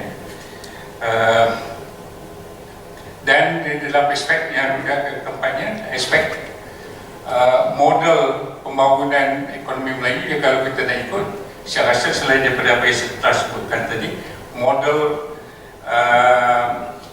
pembangunan secara GRC, government and companies, yang kita nampak membawa kepada kejayaan. Sekian, terima kasih. Program Malaysia. Terima kasih Musi dan ahli panel dan saudara-saudara. Ini banyak berfokus pada isu yang dibangkitkan oleh Tan Sri Kamal tentang kita tak perlu satu Malay agenda. Tak tahulah dalam konteks Malaysia yang mempunyai komponen yang besar, China, India dan Melayu, kita ambil tiga yang besar ni. Kalau kita lihat secara politik, memanglah jelas tiap-tiap komponen ini, etnik ini memperjuangkan dan cuba memperkasa ekonomi masing-masing kaum. Kaum Cina-nya jangan sebutlah, tak payah sebut lagi lah, mereka dah ada ke depan sangat. Dan even sekarang ni dasar-dasar yang pro China memperkuatkan lagi, memperkasakan lagi penguasaan ekonomi oleh kaum Cina. Kaum India pun ada Indian blueprint ya. Dan kalau orang Melayu tidak ada agenda Bumiputeranya, maka saya tak dapat lihatlah bagaimana ekonomi Bumiputera mau melakukan leapfrog tadi yang diperlukan. Dalam komponen leapfrog tadi, dua isu yang penting. Satu ialah financing. Financing itu nak datang dari mana? Cadangan Islamic economic system mungkin boleh menampung sebahagian daripada keperluan financing, tapi kita masih lagi perlu injection daripada government. Peranan kerajaan adalah masih penting di dalam memperkasa ekonomi putera. Juga isu foreign labour. Kita lihat bahawa negara kita semakin bergantung pada foreign labour yang menyebabkan kita sebenarnya terlalu bergantung, dan dari situ kemahiran dan keperkasaan teknologis dan saintis Melayu itu tidak begitu menjelah. Ya, kita telah diselamuti dengan isu-isu cheap labor perlunya, dan juga teknologi yang agak tidak begitu maju dan menyebabkan kita sendiri tertinggal dari segi teknologi, terutama termasuk juga idea untuk mewujudkan keusahawanan dan juga cendekiawan Melayu yang mahir menguasai berbagai bidang tadi. Jadi kita masih lagi terikat dengan struktur tadi. Golongan Melayu masih lagi banyak dalam SME yang rata-rata mundur. Juga dalam sektor pertanian yang masih lagi sifatnya berbentuk tradisional. Walaupun kita cuba memperagakan pertanian itu keusahawanan, bisnes, pertanian sebagai satu bisnes, juga menghadapi masalah. Jadi saya ingin melontarkan balik sama ada kalau kita membuat satu national agenda, national economic agenda, memang betul. Dengan itu kita menyembunyikan agenda pembangunan Melayu itu. Tapi dalam konteks di mana kaum-kaum lain juga secara senyap dan secara terang membawa ekonomi mereka ke hadapan, bagaimanakah persoalannya kalau agenda ekonomi Bumiputera itu ditiadakan? Bagaimana senario-nya? Baik, terima kasih. Kita ambil 3 soalan saja dan kita harap kita dapat berhenti sebelum 1:30. Ya, perempuan. One minute saja. Just nak bagi reaksi pada my brother Tan Sri. Mula-mula terasa terganggu juga bila dah buang agenda Bumiputera itu. Tetapi on a second thought, sememangnya we shouldn't be war-warkan lagi. Agenda Bumiputera ni takut dianggap absolutely ketinggalan. But then the hidden must be there, the hidden agenda must be there. Dan yang keduanya, you make me happy later on bila diintroducekan agenda ekonomi Islam. I think that will be the future lah. Dan kita, I'm not okay win over the other one, the other partner tu, yang hijau tu. Thanks. Super realization. Tapi memang saya kagum dengan yang dibentangkan tadi. Saya minta pun soft copy nanti daripada Tan Sri dan juga yang lain-lain juga. Cantik. Masih banyaklah pandangan-pandangan dan dua panelis lain mungkin tidak. Sama sekali daripada sahabat saya, saudara Firdaus. This is the big question. For 50 years we have been trying to deal with this mental revolution. Mahathir gave up. He says, I can't do it. Who's going to do it? It has to be, as you say, a massive social movement of change. And not just of the materials kind, the one we're talking about economy and sebagainya, but also of this mental kind. And how do you do this? And this is a question of politics, political will, political mobilization, of social learning, of maximizing social capital, institutional development and so on. This is a massive development. Mental change has got a material basis also. So the thing cannot be separated. Even the index of social happiness that Bhutan does. Do you want to go back to Bhutan just and stay like that? And they are happy, of course, because they don't have interaction very much with the rest of the world, I suppose. But so that's all. This is the big issue. Who is handling the big issues and the long-term issues? So I mean, I don't have any answer. Saya tak ada jawapan apa yang kita lakukan. Maknanya, it is the right priority to look at, and it has to be given priority. Keduanya dari segi Pak Hashim yang point about apa tu, dan boleh jawab juga pasal agenda Melayu ni. Sama ada kita nak pergi eksplisit ke, implisit ke, diseludupkan ke dalam dasar yang luas ke dan sebagainya. This is also a big question. It has been debated 20 years. Mapen 1, Mapen 2, Mapen 3. Same issue. So it's a political question. In the end, everything is a political question. Maknanya, how do you prioritize? How do you emphasize certain things? But you have to be smart, basically. Kita ni cari jalan mudah. Bila kita too difficult to make the case, we withdraw. Kita kata, okay lah, mana tengoklah kita buat saja. So this notion of giving up along the way, just like the swimmer, cross-channel swimmer, dia in about 50 kilometers channel. Dia dah swim dah sampai 45 kilometer, dia rasa letih, dia kata dia nak give up. Dia nak patah balik. Bukan dia bersungguh lagi nak sampai ke end, dia give up. Orang Melayu sebelum 45 kilometer dah give up before they can get. They do not want to deal with complex issues. I don't know whether orang Melayu ni simple-minded atau tidak. Tapi seperti kata Fairul dengan Jala, in the end it is how we have been conditioned by material conditioning that impacts on psychological reaction and response to environmental challenge. Pasal yang isu yang mengintegratekan environment itu in the surah 77 kasas tu, there are 3 parts. First part is duniawi, second part akhrawi, the third part is kebaikan ataupun kerosakan. Bila Allah kata jangan merosakkan apa yang telah aku hadiahkan kepada kamu, it is the environment. It is about sustainability.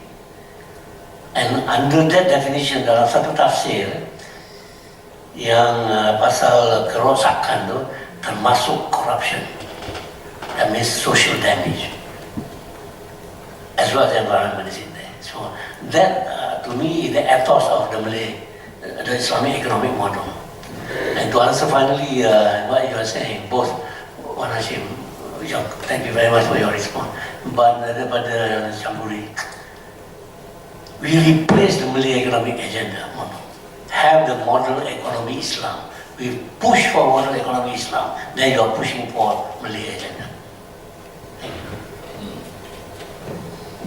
Okey, dalam arti kata lain, kalau ekonomi Islam itu dilaksanakan, maka dia menjamin kesejahteraan semua, termasuklah juga yang Bumiputera Melayu tu ya.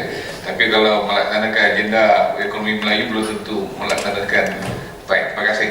Kalau ada nak respon, Dr. Jalan, Dr. dalam 2 minit seorang.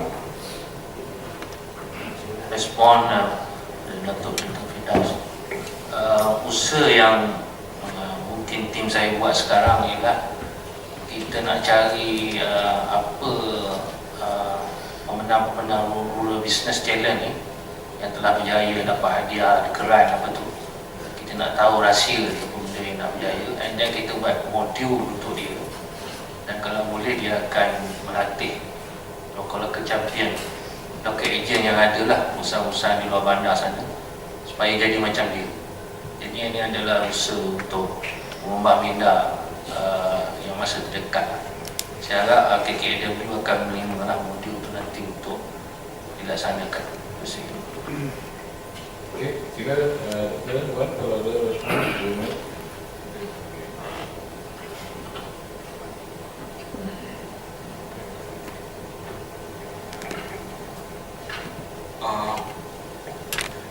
Saya cuba nak respon pada Datuk Firdaus tadi bertanyakan tentang persoalan sikap ni dah lama dibincangkan oleh Tuan Mahathir, Datuk Semuraman, Sukoma semua, tapi sekarang ni usahawan Bumiputera Melayu dia masih lagi di tahap ataupun di standard macam itu. Jadi siapa yang bertanggungjawab untuk adakan framework ataupun satu integrated solution, mungkin daripada kementerian sendiri dan juga agensi itu saya rasa perlu dikurangkan. Agensi-agensi yang banyak bertanggungjawab kepada report kepada ministry ini tak perlu saya rasa, sebab dia ada redundant dua. Kenapa kita tak satukan saja, kita centralize kan? Kenapa kita nak kena ada, kenapa kita perlu ada pengarah satu, pengarah dua, timbalan pengarah? Berapa banyak gaji kita nak bayar ni? Dan apa outcome yang dibawa untuk adakan ramai ke entrepreneur yang progress? Persoalannya sekarang ni yang kita concern ialah progress, bukan lagi persoalan macam mana kita nak mengubah minda ataupun mental. Kita tak kisah persoalan tu dibincangkan 10 tahun, 15 tahun, tapi sekarang ni progress tu berapa persen? Itu yang kita nak tahu daripada agensi dan juga kementerian. Jadi kita tak guna untuk membincangkan apa yang kita nak buat dan siapa yang bertanggungjawab, agensi mana. Ini tak perlu. Kalau SME Corp ada director, timbalan director entrepreneur, Bumiputera ni. Tapi sekarang ni yang kita nak tahu satu je, progress tu untuk tahun lepas macam mana? Untuk tahun ni apa dia yang kita nak buat? So kita kena ada cut off untuk kita proceed ke masa depan, Datuk. Okey, terima kasih. Alhamdulillah kita dah sampai pada penghujung. Saya amat terharulah kepada semua di atas kehadiran yang boleh bertahan hingga jam hampir 1 suku. Terima kasih banyak-banyak, dan saya percaya wacana ini tidak menjawab semua persoalan, tapi telah membuka fikiran kita lah untuk lihat kembali hal-hal yang telah pun berlaku dan bagaimana kita terus maju ke hadapan. Khususnya ada permintaan lepas ini agaknya untuk membuat pendidikan, antara lain yang saudara baru sebutkan tadi, berhubung dengan benarkah aturan pusat dari penjajahan itu menyebabkan semangat ataupun kemahiran orang Melayu ini pupus ataupun hilang dalam kebolehan mereka menjadi usahawan. Ya, dan mungkin juga bahagian-bahagian pendidikan yang lain yang boleh dibuat dekat master atau PhD dalam bidang ini. Jadi kita persilakan kalau ada anak-anak saudara, kawan-kawan, anak-anak murid yang menyambung buat PhD, master PhD kat ATMA ni dalam bidang yang berkaitan ekonomi Melayu. Baik, sekali lagi kita ucap terima kasih dan sebagai tanda penghormatan marilah sama-sama memberikan tepukan murah kepada ahli panel dan kita terima hati kepada ahli panel. Sila kita ini je kita sebab dan